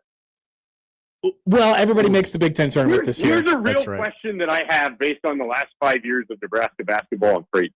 Oh, no. If they switch conferences, would Nebraska make the NCAA tournament more? No. Nebraska would make the NCAA tournament the same amount. They'd have to be top 3 in the Big East. They wouldn't have had a better chance last year against the worst Big East to stock up a bunch of wins. No, you're right. Their resume would have been worse because they wouldn't have played as good a team. That's a good point. That's what I'm saying. Yeah, but not. They also wouldn't have got any of the key wins that they would have needed to make the NCAA tournament last year because they would have lost all the best teams in the Big East. They couldn't have beaten Marquette one time. Let's see. Would Nebraska have beaten Marquette one time last year? I'm going to say no. I'm going to say no. Creighton lost to Marquette once, though. I mean, that was really, really early in the season. Marquette, you had you had obviously, UConn and St. John's were at the top of the league as well. And I mean, UConn wasn't quite the UConn, but St. John's, Nebraska is not beating St. John's. I would agree. No, Creighton beat St. John's last year. People forget that. But Nebraska goes 1-1 against Xavier. Nebraska would have gone 1-1 against Xavier last year. Yes, Nebraska would have gone 1-1 against Villanova last year. Kyle and Neptune's final year. Do you think we know they beat Georgetown because of the crown? Do you think DePaul would have taken a game off of Nebraska last year? I want to say no, but I also watched those last 8 games. So, that's the hard part about this analogy is I have to admit that Nebraska really squandered some opportunity last year. Sorry, I didn't mean for the argument to just collapse on itself. But no, you're good. No. Schaefer, it's so good to hear from you as always. Continue the Schadenfreude whenever it's a great day for that. You can send them however you'd like. it felt like the right time to pop back on your show and it was, and see how you were doing and just check in on you and listening to you rationalize and everything else. Next time you call in, I'll have a bunch of links, clickable links for you. They'll just be off to the side, just waiting for your call. I will say, I clicked on some things during unemployment that got like Variety popping up a lot more in my like timelines on social media and the algorithm, and I was getting more celebrity news than I really wanted. And so I wish that I kept a log. I should just text you anytime I click on something that I would deem otherwise unclickable. Please do. And you can just, you would know. You'd have a running log of it yourself. So. All right, Schaefer, great to hear from you. We'll see you soon. All right, have a good one, Connor. Thanks for having me on. Mike Schaefer, this is a very cordial environment. Just a little casual barbing. Is the Big East good? Is the Big East a major conference? Things like that. That's okay. Very normal stuff. Got a chat I'd like to read from Shane. Okay. Connor's homerism is so strong. If you ask him last week on who would win, Coach McDermott versus Huskers, Connor would say McDermott would win by 15. I said I thought Creighton would win by like single digits, or like 5 or something. I don't even know if I put a number to it, but I meant close. They did not, folks. They did not. Let's take a break. Sam McKewon's coming at the top of the hour. We still have another couple minutes in this hour here on 1620 The Zone. The Connor Happer Show. Follow us on Twitter @Happer Show for all the latest news and views. We may even say something interesting once in a while. Unlikely. Really, guys? John Higgins WeatherGuard, Omaha's roofing, gutter, and siding company. With WeatherGuard and the Higgins family, you don't just get a company, you get a family who is connected to Omaha, invested in Omaha, gives back to Omaha. And so you see that pride of ownership, not just in their company and the work that they do, but their pride and ownership in the community. John Higgins WeatherGuard, the home of the rooferees. Make the right call. Have you been injured in an accident? You shouldn't have to fight with insurance companies or deal with medical bills alone. You need an experienced injury lawyer who'll protect your rights while you focus on healing. At Chandler Conway, our team understands the legal process and will handle your case with dedication. Our goal is simple: to secure the compensation you deserve. Call us today or visit chandlerconway.com for a free consultation. Don't face this challenge alone. Let us support you every step of the way. You don't have to wait for the weekend to enjoy brunch. Early Bird serves delicious breakfast and lunch every day at 5 convenient locations like the Blackstone District, Shadow Lake Town Center, Regency Landing, West Omaha, and Village Point. Enjoy Benedict's, omelets, pancake flights, and a full menu of breakfast cocktails. This holiday season, give the gift of brunch. Buy $100 in gift cards and get $25 free. Download the Early Bird Brunch app. Early Bird, not your everyday brunch, every day. FIFA World Cup 2026 is coming soon, but your opportunity to be there starts now through an exclusive offer with an eligible Bank of America Visa credit card. For a limited time, become a new customized Cash Rewards or unlimited Cash Rewards Visa credit card holder, and you will be eligible for a chance to purchase FIFA World Cup 2026 tickets. Learn more at BofA.com/cardFWC26. What would you like the power to do? Bank of America, proud to be the official bank of FIFA World Cup 2026. Bank of America NA in partnership with Visa. Terms apply. Rights reserved. Backlund Plumbing, the most referred plumber in town. So you need a plumber, do you? You should call the most referred plumber in town, Backlund Plumbing. Backlund Plumbing, the most referred plumber in town. Zoom Drain's highly trained team of experts and our fleet of well-equipped service trucks are dedicated to providing solutions for homeowners, plumbing contractors, mechanical contractors, and business owners across many industries. Contact Zoom Drain anytime by logging on to zoomdrain.com. Listen to the Woodhouse Cadillac Blue Jays shoot-around and overtime shows. The Creighton men's basketball pregame and postgame shows on 1620 The Zone. The Woodhouse Cadillac Blue Jays shoot-around and overtime shows also presented by Union Bank and Trust, Children's Nebraska, and Sedoro Law. Hear the breakdown about your top-ranked Creighton men's basketball team before and after each game. Exclusively on your home for the Creighton Blue Jays. 1620 The Zone. The 1620 The Zone mobile app and 1620thezone.com. Hey, I'm Steffi. You may know me from your social feed. I go big for the holidays, so I'm going to Famous Footwear because the best gifts are giving famous. My friends and family are going to love all these styles from Nike, Adidas, Crocs, New Balance, Skechers, and more. With over 800 stores, you're never far from the perfect gift. So make your list and make it famous. Come in today for buy one pair, get one half off at your local Famous Footwear or famous.com. Some exclusions apply. Now live on Twitch, YouTube, and 1620thezone.com. All right, welcome back.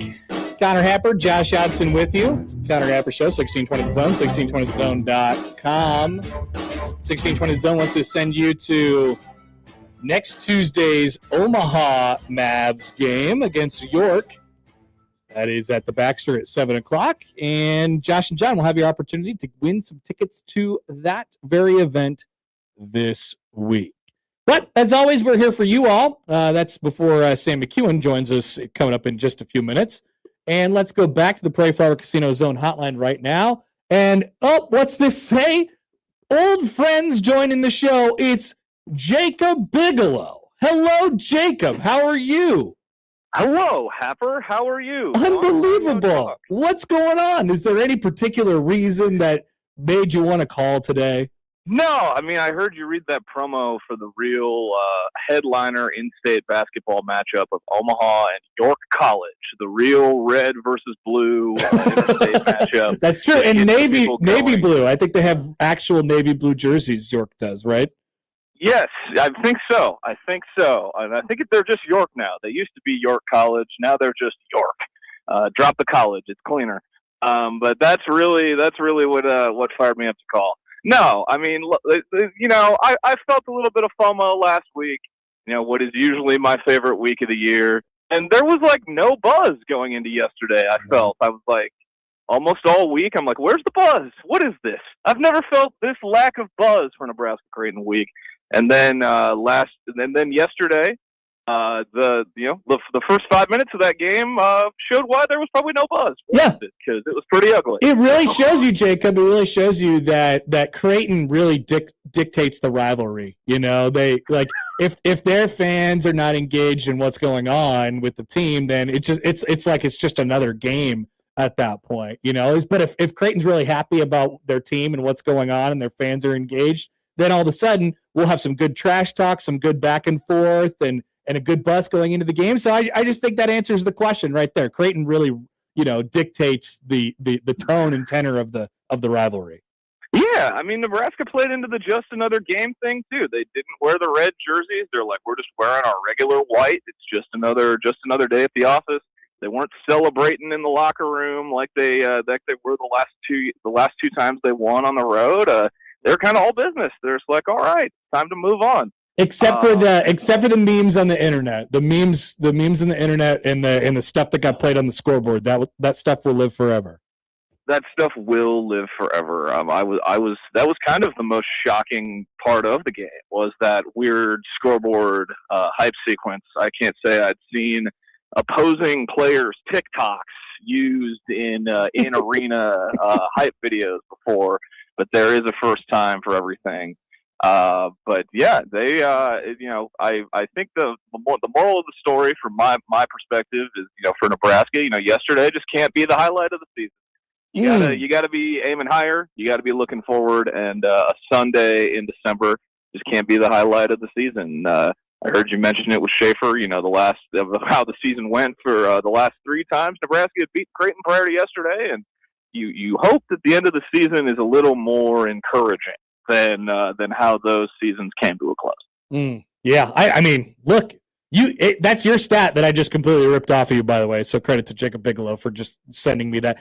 Jacob has basically turned into my stat guy. Every once in a while, I just come in, which is fantastic, doing it under some shadow work. But I agree, and they're going to have an opportunity here. Big game on Wednesday against Wisconsin, but feels like the vibes are at not an all-time high, but they're getting high for Nebraska basketball. Am I wrong? Am I reading the room wrong, Jacob? I think the vibes are getting quite high. This team has won over some skeptics. They have guys that have become like I don't want to say like cult heroes, but like, man, do people love Sam Hoiberg? And you've been tooting the horn for Sam Hoiberg for Long like 3 time. years. Long. You were a long time Sam Hoiberg guy. But I think having Mass back and Sam, I mean, those are clearly your two senior leaders. And those are, the guys that the fan base likes the most. And then I think some people are still getting used to the idea of a guy who played for Iowa playing for Nebraska, but I think they like him a little more when the shots are falling. Yep, and, dipping their toe in the water, and then, all of a sudden you're going to be waist deep if Nebraska beats Wisconsin. And they're ranked? Hello, watch out. Oh, indeed. Yeah, the following month after the last time Nebraska was ranked went really well.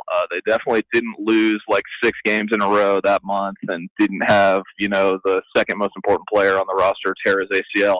And I didn't have a front row seat to any of that either. So, yeah, that definitely didn't happen the last time Nebraska was ranked in the AP poll.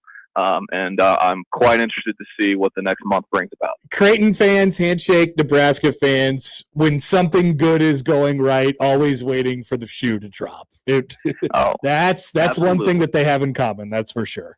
Absolutely. Fandom, right? Fandom. Yep, that's the way it goes. It brings us together in the best ways. But, I'm always here to be your shadowy stat guy. Contrary to popular reports, I am not dead. He's alive! I am alive. I'm here to be the stat guy when called upon. Great to hear from you, Jacob. See you later. Yep. Thanks, Hap. Appreciate it. All right. This is Jacob Bigelow. He's alive. He's alive.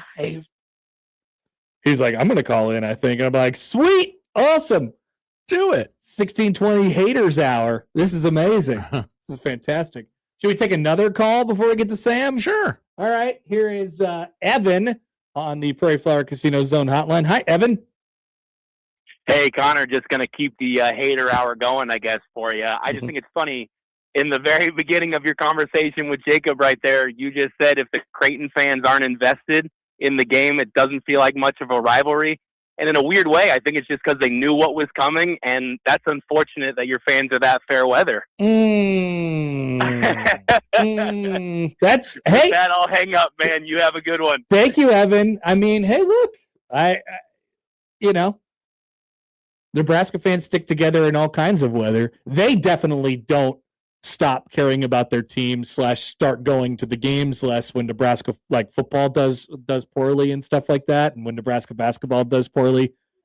Because I don't think I've ever seen an empty seat at Memorial Stadium or Pinnacle Bank. Have you heard it's been sold out for the last 430? The next time I see it will be the very first time. Yeah. So I mean, yeah,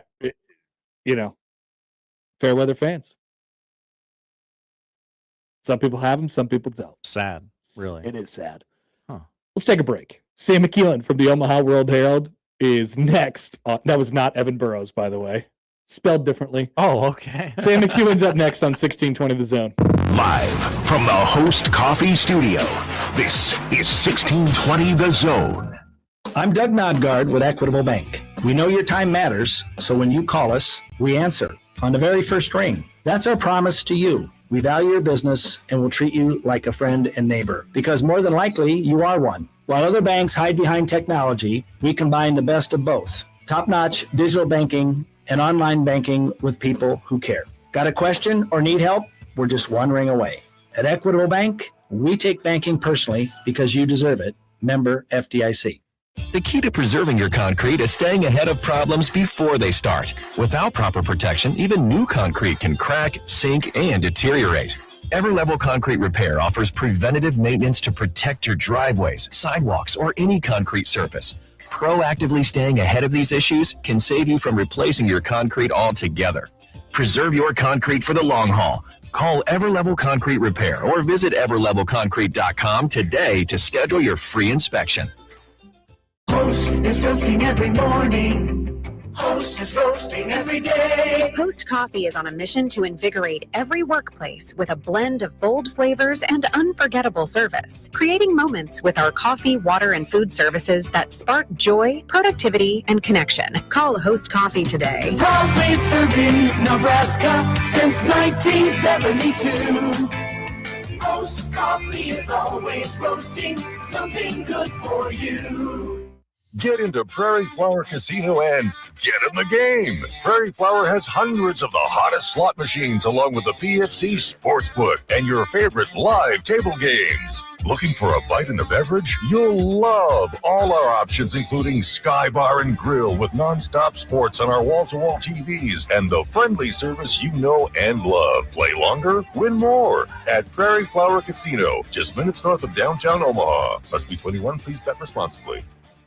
Planning an outing with friends or family? Visit Cops. Responsible for ordering the office lunch? Call Cops. Need a gift that's a guaranteed hit? Cops gift certificates. Like to watch sports while enjoying an adult beverage? Stop by Cops. Craving rotisserie wings or specialty pizzas loaded with toppings? Cops is the place. Hosting a game day? Tackle it with Cops. And if you've got dietary restrictions, gluten-free or vegan, repeat after me. Cops. Whatever the occasion, whatever the craving, Cops Restaurant has you covered. If you're already rocking with this, then turn up Power 106.9, Omaha's #1 for hip hop hits. We're talking Drake, Cardi B, Kendrick. They not like us. And all the biggest names in the game. Plus, exclusive remixes, throwbacks, and the dopest DJs. Powered by NRG Media Omaha. We bring you the energy, the culture, and the sound of the city. Lock in to Power 106.9. KOZ and Bellevue, Omaha, Council Bluffs. This is 1620, The Zone.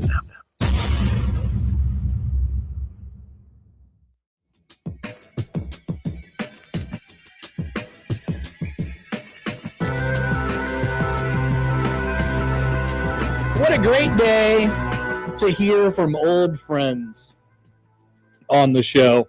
And people just really come out of the woodwork on a day like this. You don't have to call him back if he didn't answer. Because I do want to talk about the college, unless you dialed the wrong number, which is possible. But I would love to get Sam McKewon's take on, we could ask him about basketball, but also on Donovan Raiola, or the lack of Donovan Raiola, and then a man named Jeep, and then Nebraska's new defensive coordinator, Rob Orich, as well. And so why don't we do that as we're joined right now on the Prairie Flower Casino Zone hotline by our good friend, Sam McKewon from the Omaha World Herald. Hi, Sam. Good afternoon. How are you? Hey, what's going on? Busy weekend, huh? Very, very. Any thoughts on the basketball game yesterday before we get to the busy football stuff? Yeah, Nebraska's effort and toughness and ability to make defensive plays, second chance, hustle plays all over the court was really impressive, and they need that. You know, I think I thought Nebraska would win that game yesterday, right? So, I don't think anybody's all that shocked by the result. I think what Nebraska needed to show yesterday, and it did, is the kind of defensive grit that it's absolutely going to require to win one of these two games this week. And it's a huge win over Creighton. It always matters beating your rival, but I'm guessing that, 27 minutes after that game ended, Fred Hoiberg had that team swiveling to Wisconsin and Illinois.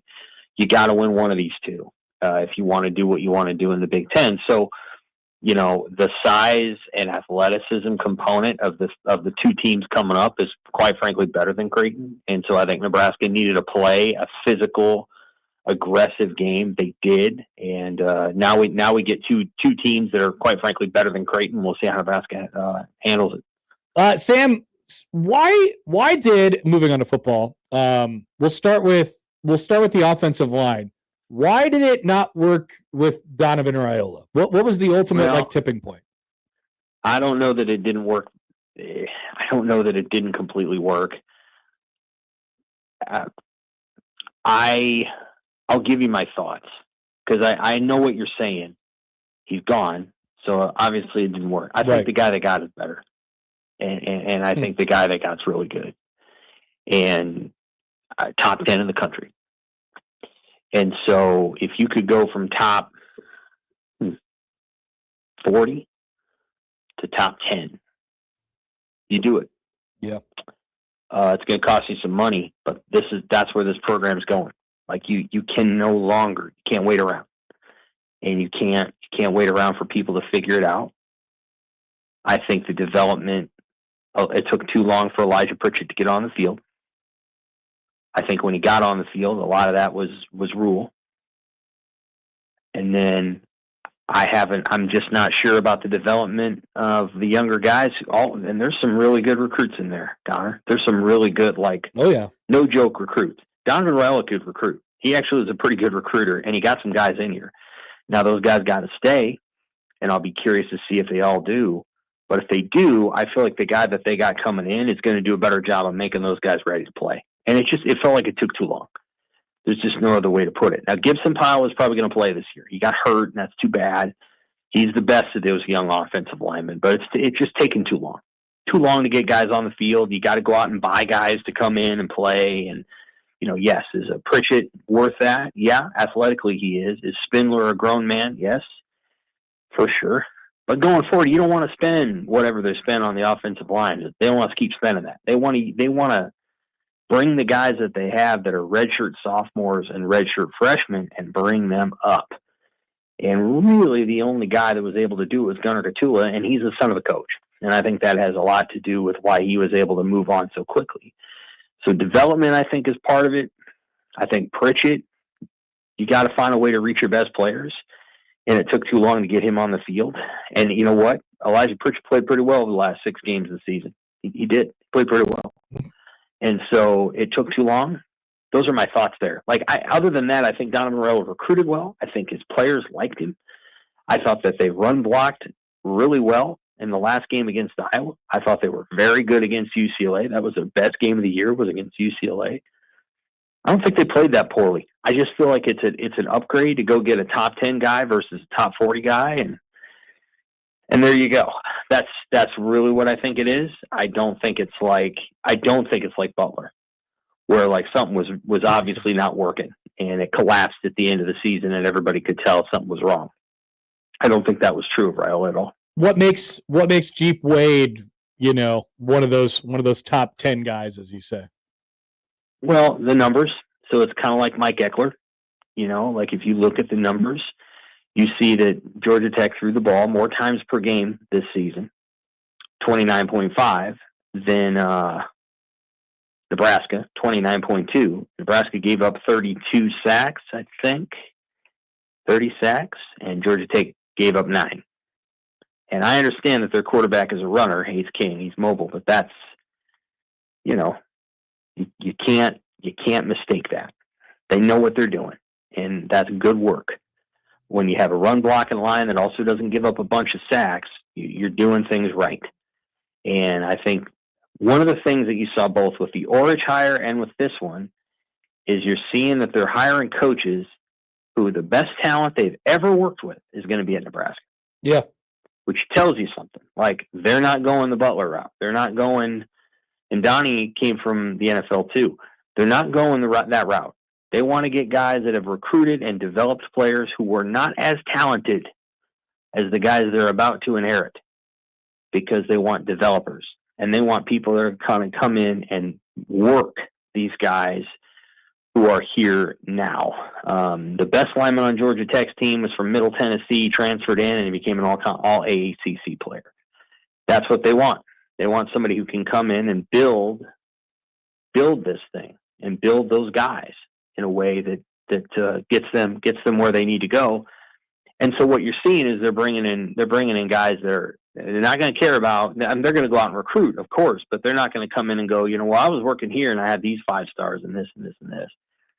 I mean, Orich was working with, undersized guys at San Diego State, and Wade was working with, until he got to Georgia Tech, group of 5 and FCS linemen who were probably more guts than height, 6'2" tackles and 6-foot centers and guys that just technicians who knew how to play the game and played it for the love of it. And I think that's what he wants to instill at Nebraska. Defensively, Sam, so you've talked about Orich a few times, and one of the things that Rule mentioned last week is it's not about scheme. It's about basically the fundamental stuff and effort and all that stuff, which I think is applicable, obviously, to this hiring. You knew it was going to be when he said it that way. last week. Do you, knowing the scheme that comes along with Orich, does it bother you? Do you care at all? Or are you just thinking, hey, look, they need a guy who can come in, bring some juice to this thing, and they could hit the ground running with whatever scheme they play? I think they're probably going to move to some more 4 down. And the way that I would describe San Diego State's scheme is it is a 4 down line, but one of the guys is standing up right on the line of scrimmage. And he's not really an overhang or standing, sort of at a 45-degree angle to the line of scrimmage. He's right up on it. And so it kind of functions like a 4-man line. And the way that you determine that, I'm not a coach, but I'll just give you my thoughts. The way you kind of determine that is the interior lineman head up on the center? And then are the 2 tackles head up or very close to head up on the tackles? And then whatever the 4th guy is doing, he's way outside or whatever. That's a 3-man line right there. And then a linebacker that just happens to be up there. Right. What I see now, again, I got to watch it all, but I watched the Cal game last night and some highlights of other games. It looks like basically it's a nose tackle, but it's a what they call a shaded nose tackle off the eye, inside or outside eye of the center, and then a 2 technique, which is guard in between guard and tackle, and then an end, and then the overhang guy is a little bit outside. In other circumstances, they have 2 tackles, and then they got the 2 overhang guys, or 2 guys that are right at the line of scrimmage. And that reminds me of Wisconsin. Now, I used to call that a 2-4-5 because basically the outside linebackers, they were sort of edge guys at Wisconsin, really good players. Floaters. By the way. Yeah, that Jim Leonard would have, and they'd be kind of on the line of scrimmage and whatever. But that's a 4-man front as well, and I suspect they'll run something like that. Like how do I put it? There's nothing wrong really with a 3-man line, but you better have the dudes to do it. And I don't think they had them this year. And they ran a lot of 4-man line, and then against Penn State, they're rolling a 5-man line out there. It looked like 1987. And that didn't work at all. Because you want to talk about having some dudes. You better, if you're going to run a 50, you better have Broderick Thomas and Neil Smith and all these other guys, because those guys need to make plays, or otherwise they're going to just run around that. So I don't know. Like I think they'll probably go with a 4-man front, something that looks like it. We'll talk too much about it, but they'll figure it out. I think the guy is coming here to be a lunch pail. Yep. Backwards cap at times.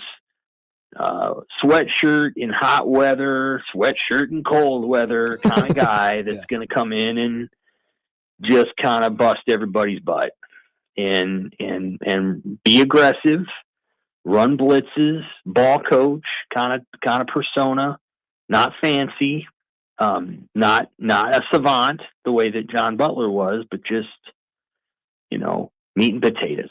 And that's probably somebody that Rule can get with. You know what I mean? Like Matt Rule wants that kind of coach, because Matt Rule can supply all of the over the top rhetoric and thought processes and all that. He wants a guy that's going to go in there and get inside the hearts of these guys and really grab them and get them fired up. And so I think that's pretty much the hire. I'm telling you right now, there were guys with resumes that would have been more than happy to take this job, whose resumes are longer. So it wasn't for a lack of people. And I know a lot of people spent a lot of time on the Toledo guy and whatever. No, they had other people they could have hired that had longer and better resumes than that.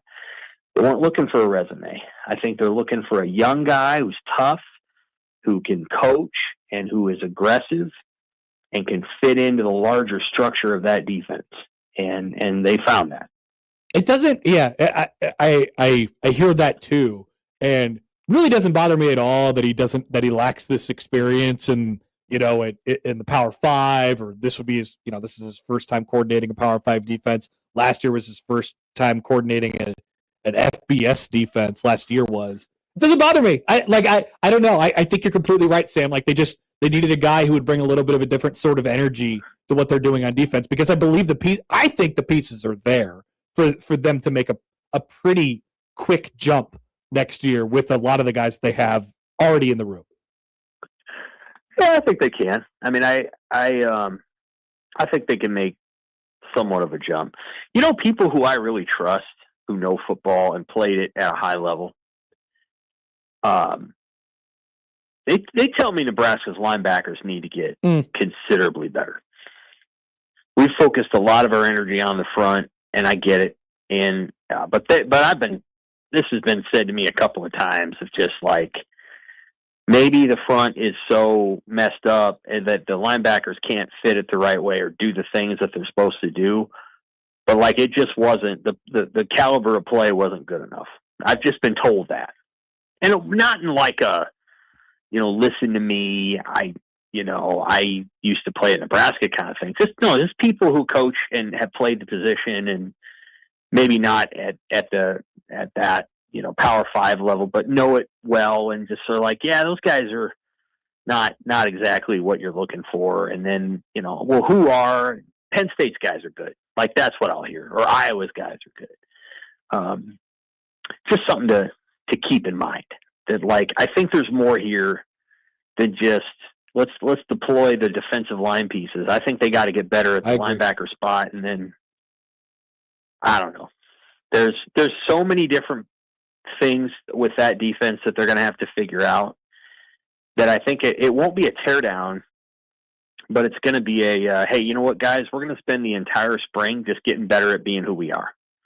And we'll worry about scheme and all that other stuff. We'll install a scheme, but we are going to spend the entire spring learning how to redevelop the edge. And we're going to turn on tape of John Bullock, and we're going to show how he did it. And we're going to turn on tape of Luke Reimer, and we're going to turn on tape of Ty Robinson and MJ Sherman, and we're just going to show you what the level of violence that we're looking for.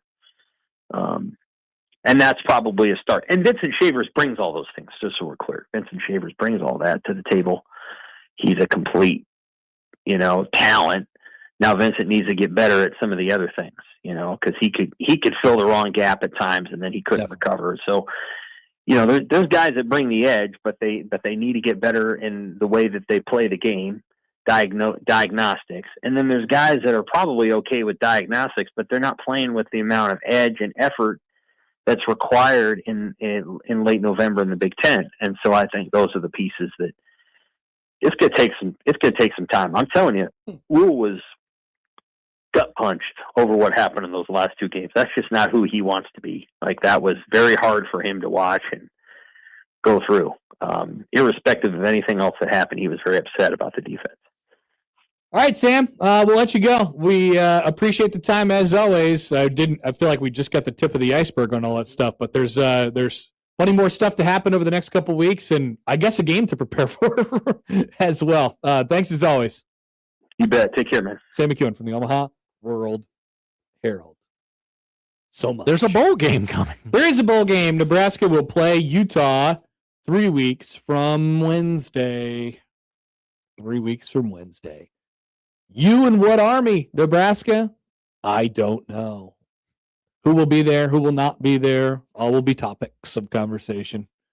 But it feels like it's Nebraska just so happens to play like one of the 4 possible bowl teams that aren't in the playoff and are still excited about going to the bowl game and like are going to throw stuff in it. Nightmare scenario. Yeah.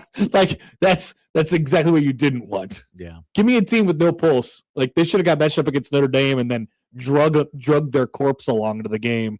What's that? Oh, Utah does care about this. Oh, and they do run the ball efficiently. No! Oh no! No, disaster! This is a horrible idea. Oh no! Disaster! What a bad idea! Oh my goodness! That's a dilemma. Wow, double. You don't think there's going to be a lot of for Nebraska in that game? Somebody wearing red will score a lot of touchdown wows in the Las Vegas Bowl. Yes, I do think that, Connor. Maybe any field goal wows? I mean, that's the new thing. Couple field goal wows. By the way, quickly from the NFL, Daniel Jones is out for the season with a torn Achilles. Life comes at you fast. Everybody wants to play the Colts in the playoffs now. I'm not sure they'll be there, Josh. Oh, that's right. The Texans are right there, and the Jaguars are already winning the division. They were already on the way. I forgot. I'm sorry. We'll be back we have to talk about the playoff. Finally, after this on 1620 The Zone. Previously on Unsportsmanlike Conduct. He had Emmett as the 8th best running back. Average for the 8th best running back in the draft was usually somewhere in the early 4th round. Well, last year, one of those running backs was Cam Scatterby. He ended up signing a 5-year, $5 million contract. You're not going to get that kind of money in NIL, and it would only be for one more year. Unsportsmanlike Conduct with John Bishop and Josh Peterson. Weekdays 2 to 6 on 1620 The Zone. Your Omaha area forecast from the Boys Town Ear, Nose, and Throat Weather Center and KETV News Watch 7. Mostly cloudy skies for your Monday afternoon with highs into the mid-30s and lower 40s possible out west of the Omaha Metro. Expect gusts out of the south up to 20 to 25 miles an hour. Tonight, partly cloudy to mostly cloudy skies with lows dropping into the 20s. I'm meteorologist Caitlin Harvey with KETV News Watch 7. Hey, I'm Steffi. You may know me from your social feed. I go big for the holidays, so I'm going to Famous Footwear because the best gifts are giving famous. My friends and family are going to love all these styles from Nike, Adidas, Crocs, New Balance, Skechers, and more. With over 800 stores, you're never far from the perfect gift. So make your list and make it famous. Come in today for buy one pair, get one half off at your local Famous Footwear or famous.com. Some exclusions apply. Host is roasting every morning. Host is roasting every day. Host Coffee stands as the vibrant heart of every break room, offering the unique fusion of traditional quality and modern flair. We're not just your coffee provider, we're the center of memorable workplace moments. Call Host Coffee today. Proudly serving Nebraska since 1972. Host Coffee is always roasting something good for you. Food for the workplace. It's a beautiful thing. It brings teams together, keeps them happy and productive. It's a great way to woo clients or celebrate wins. But if you're the one ordering all that food, it can be a lot. That's why there's Easy Cater, the easiest and most rewarding way to order food for work, with a huge variety of restaurants for any group size, plus tools to meet dietary needs and stay on budget. And with Easy Cater, you earn rewards points when you order, good for order discounts or even gift cards. For you. Go on, you've earned it. Order now at easycater.com. Hey, it's Ashley from Saul's. This holiday, Saul's is the place to stretch your budget and give amazing designer gifts for up to half off retail. We're also buying your luxury brand items to help you freshen up your style this holiday season. Designer gifts for less at Saul's. The Zone Hotline is powered by Prairie Flower Casino. Play longer, win more. Actual price will depend on product and subscription plan. Featured products are compounded drug products, which the FDA does not approve or verify for safety, effectiveness, or quality. Prescription products require an online consultation with a healthcare provider who will determine if appropriate. See website for details, restrictions, and important safety information. Want to boost in and out of the bedroom? Hims has you covered. Introducing a new 2-in-1 approach to level up your game. Tadalafil for better bedroom performance and zinc for testosterone support. Put it all together and you've got what you need to turn things all the way up. Getting started is simple. Just go to hims.com/radio to start your free online visit. Through Hims, you can access ED treatments including pills, chews, and more. 100% online. No office visits, no pharmacy lines. Just fill out a simple intake form and a licensed medical provider will determine if treatment's right for you. If prescribed, it ships free and discreetly to your door. Find affordable treatment options at up to 95% less than brand names at hims.com/radio. That's hims.com/radio. HIMS.com/RADIO.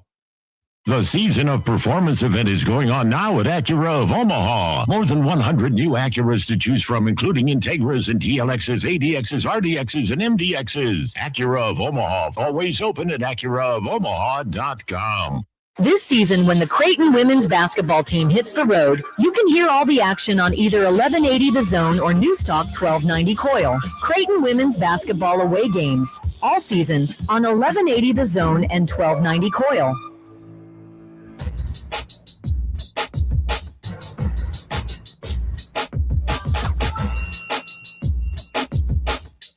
All right, this will be fun. Another fun thing. The college football playoff. Don't we love football? Oh, we're going to fight again. Okay, good.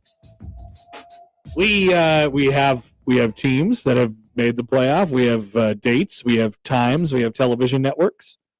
So here it is. Really? Okay. Alabama And Oklahoma will start things off on Friday 19th at 7. Winner to the Rose Bowl against Indiana. All right. We have Miami and Texas A&M to start off the Saturday triple header. Winner to the Cotton Bowl to get Ohio State. We have Tulane and Ole Miss. Winner to the Sugar Bowl to get Georgia.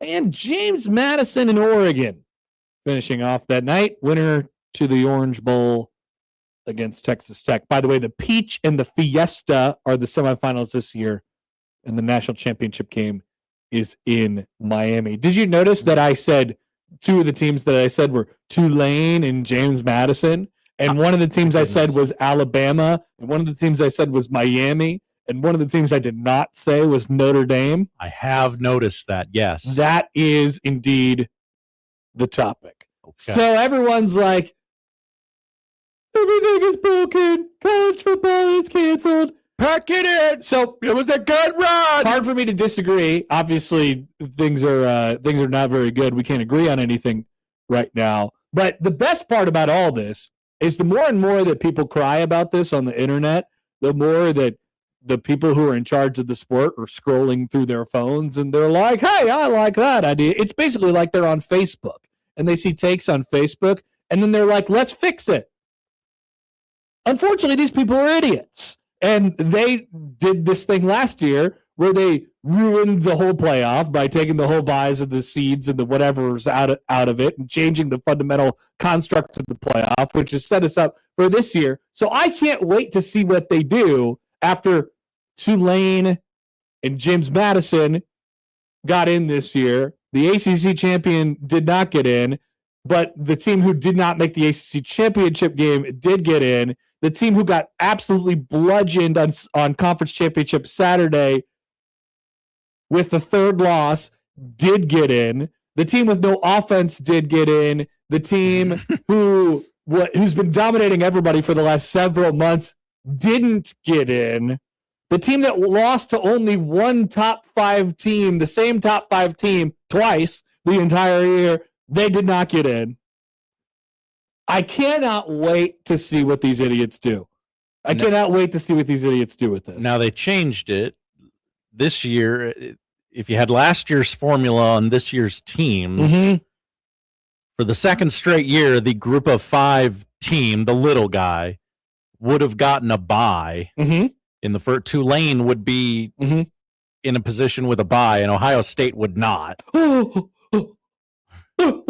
So. But it would have made a nice. I mean, you people get figured out what you want. Do you want awesome games, or do you want the right teams to get buys? Yeah.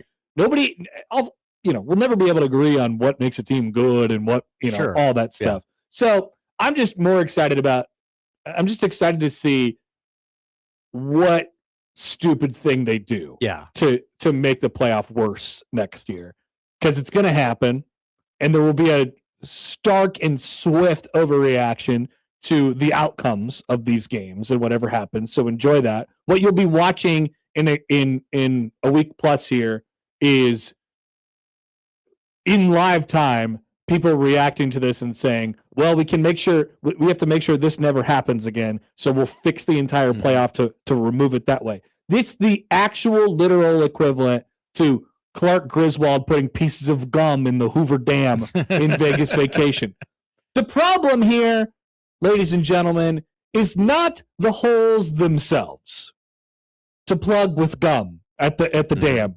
It's that the dam is leaking. The playoff is just a symptom of the sport being sick. The conferences are too big. The conferences eliminated divisions to change for the playoff. The playoff changes every year, and so it's a moving target. Nobody knows what to do because nobody can make decisions because the stakeholders in the game are all just trying to rig the damn thing in favor of wherever they come from. That's right. Which is flimsy because nobody knows where to shoot for. It's so messed up.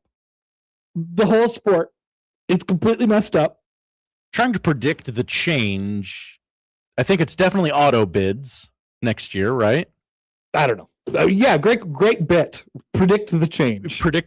Auto bids. What will it be next year? Did Duke win the final conference championship game in the sport of college football? Now, the thing that gives me pause in them not eliminating conference championship games is money. Yeah. Is they love money too much. If there's one thing we know is that they love money. They do love money. Yeah. Now, according to former 1620 The Zone employee Matthew Schick.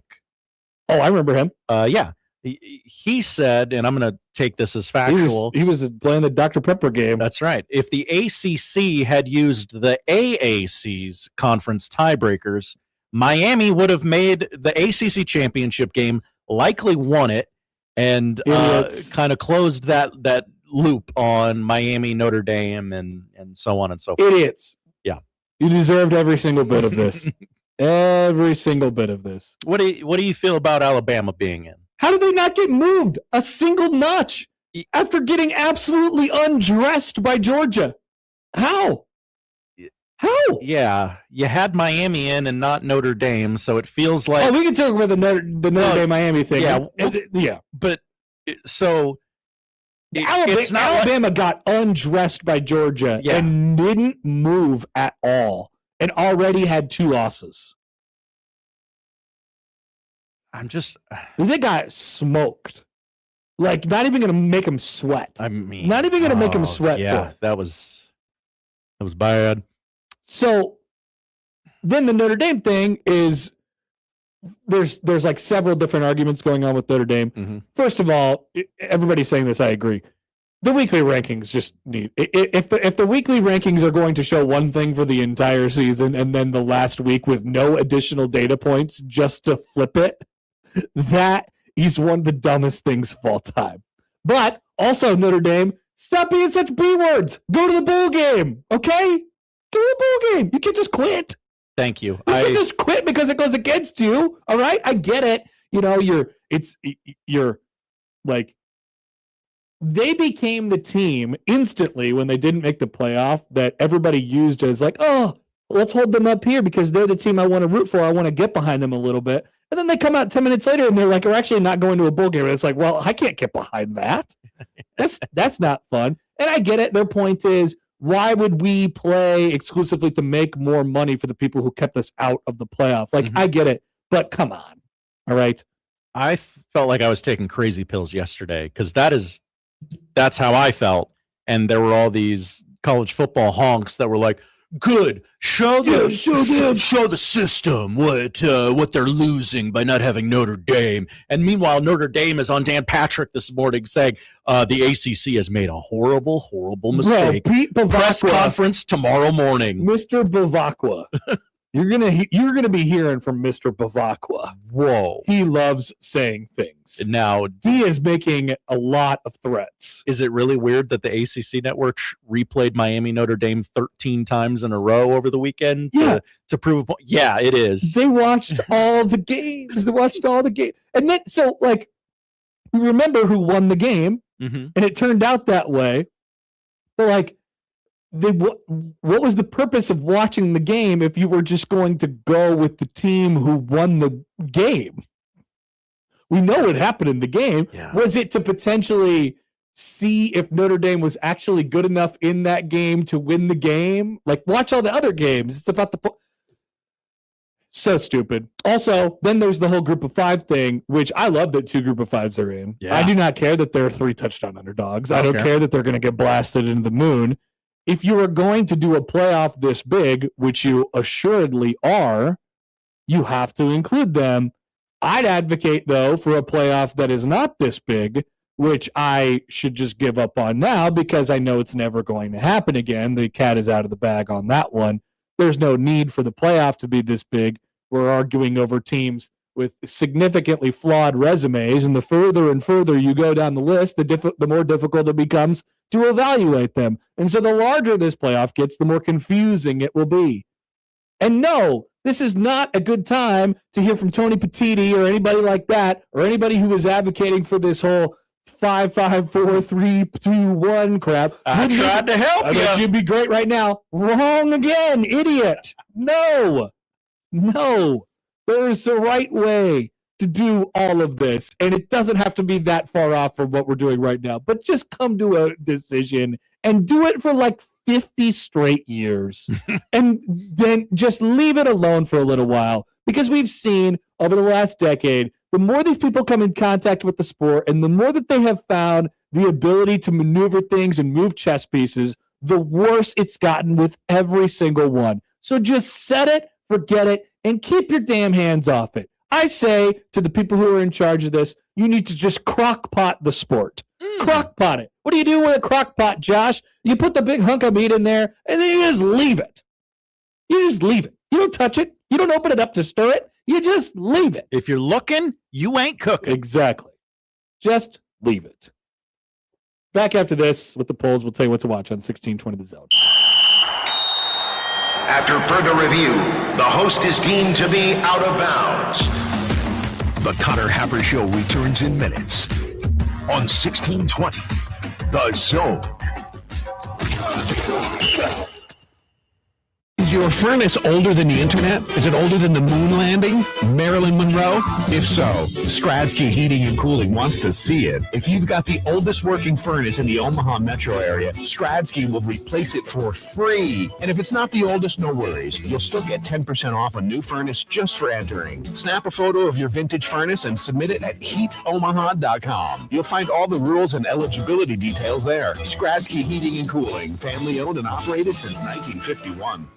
My uncontrollable movements, called TD, tardive dyskinesia, felt embarrassing. I felt like disconnecting.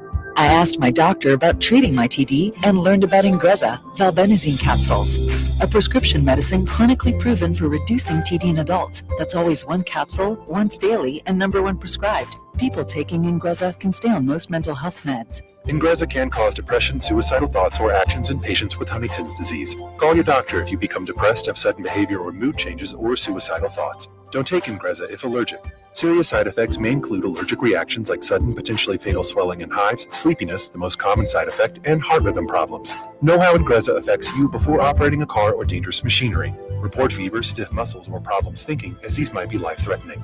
Shaking, stiffness, drooling, and trouble with moving or balance may occur. Take control by asking your doctor about Ingrezza. Learn more at Ingrezza.com. That's INGREZZA.com. Food for the workplace. It's a beautiful thing. It brings teams together, keeps them happy and productive. It's a great way to woo clients or celebrate wins. But if you're the one ordering all that food, it can be a lot. That's why there's EasyCater, the easiest and most rewarding way to order food for work, with a huge variety of restaurants for any group size, plus tools to meet dietary needs and stay on budget. And with EasyCater, you earn rewards points when you order, good for order discounts or even gift cards. For you. Go on, you've earned it. Order now at EasyCater.com.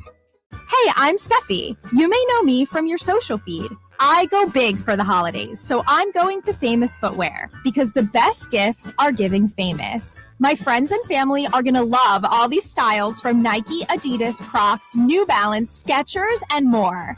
With over 800 stores, you're never far from the perfect gift. So make your list and make it famous. Come in today for buy one pair, get one half off at your local Famous Footwear or famous.com. Some exclusions apply. Roofing, siding, and gutters. Make the right call with the rooferys at John Higgins Weather Guard. Creighton coverage on 1620 The Zone is powered by Chandler Conway, Nebraska personal injury lawyers you can trust. Injured in an accident? Visit ChandlerConway.com for a free consultation. Don't face this challenge alone. That's ChandlerConway.com. Omaha's most listened to all sports radio station. Again and again and again. 1620 The Zone. To the polls at Happer Show on the J-Tech Construction Zone Twitter feed. At Happer Show. Would Connor Happer kill it in Boston? No, I don't think you're racist enough. Exactly. Thank you, Josh. Thank you for saying that. It's about time somebody said something nice about me today. That's right. 62% say no. Predictable. Do we have a crowd work epidemic? Matt gave an impassioned speech on this, and sure, I will agree. Yeah, absolutely. I'll validate his feelings. 75% say yes. Do all Old English capital letters look the same? You were onto something. You were cooking. 74% say yes. Is Berkey Buchton Gel a Zach Bryan fan? Seems unlikely. I want to say no. 63% say no. 2 more. Would you like your Jimmy John sandwich to be delivered via a pneumatic bank tube? Yes, God, yes. Please. Only 81% say yes. Wow. And finally, early results on Crock Pot the Sport? ? Yes. So far, very early returns indicate 100% success. And I think that's what the sport of college football was missing, a slogan. Please. The college football is built on slogans. They need a slogan for how to change. I'm Connor Happer. I'm running for president of the Crock Pot Party. And I'm here to crock pot your sport. That's right. All right, what are we watching tonight? We're watching the NFL. Week whatever it is ends with Monday Night Football. Eagles-Chargers, 7 o'clock on ABC and ESPN. I'd like Ladd McConkey to score 100 touchdowns in this game for no particular reason. Okay. You can also hear it on 1620 The Zone. If you have ever sat in your den or living room, your family room, and wondered, why doesn't Mike Wazowski and Sully from Monsters, Inc. Why don't they ever show up? Why don't they play a game of football? Well, you're in luck. You can watch that tonight on ESPN2 or Disney+. Jesus. I get why they do this. It's just a weird pick for children's programming.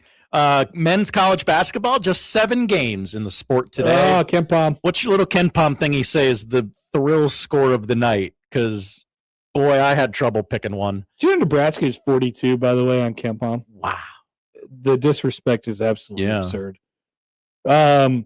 Number 1 game of the night will feature Incarnate Word New Orleans. Ooh, I did not have that on my list. I have Southern against Texas. Yeah, that's the one game on linear television tonight. That's SEC Network. Yes. And Mississippi Valley State and K-State, 7 o'clock on ESPN+. Wow. Those are the 2 games I picked out. NBA, just a 3-game slate. Suns and Wolves at 6:30 on Peacock. And, boy, this is awkward. The Season 2 premiere of Here Come the Irish on Peacock. The Notre Dame Fighting Irish return to fall camp looking to take the next step. But one big question remains. Will they make the playoff? Who will lead them as the starting quarterback? Oh.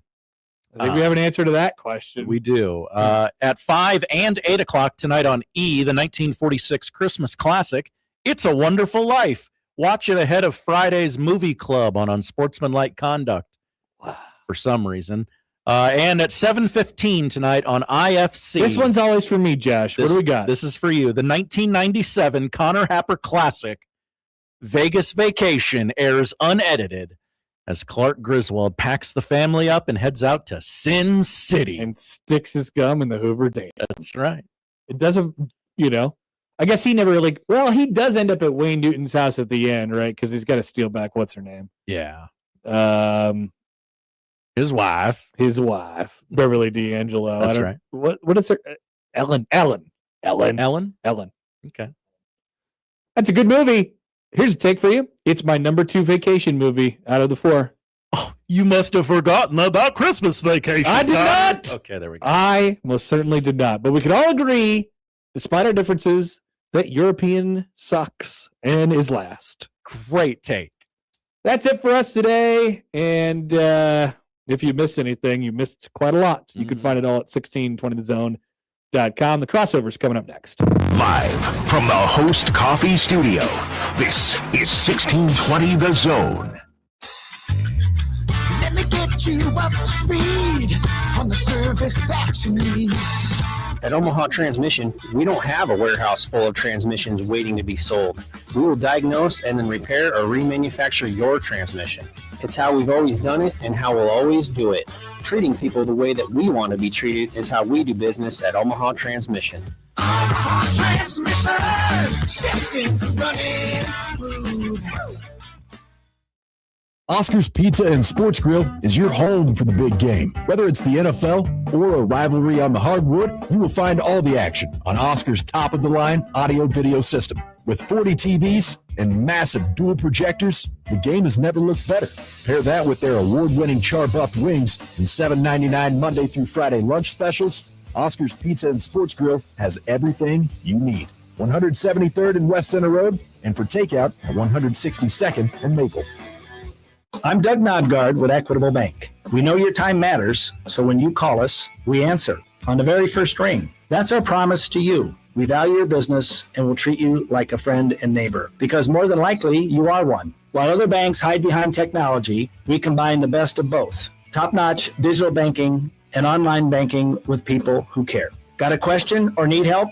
We're just one ring away. At Equitable Bank, we take banking personally because you deserve it. Member FDIC. Kids don't like to miss out, and neither do you. When sore throats, ear infections, or sinus trouble put you on the sideline, trust the experts at Boys Town Ear, Nose, and Throat. With specialized care for the whole family and quick and friendly scheduling,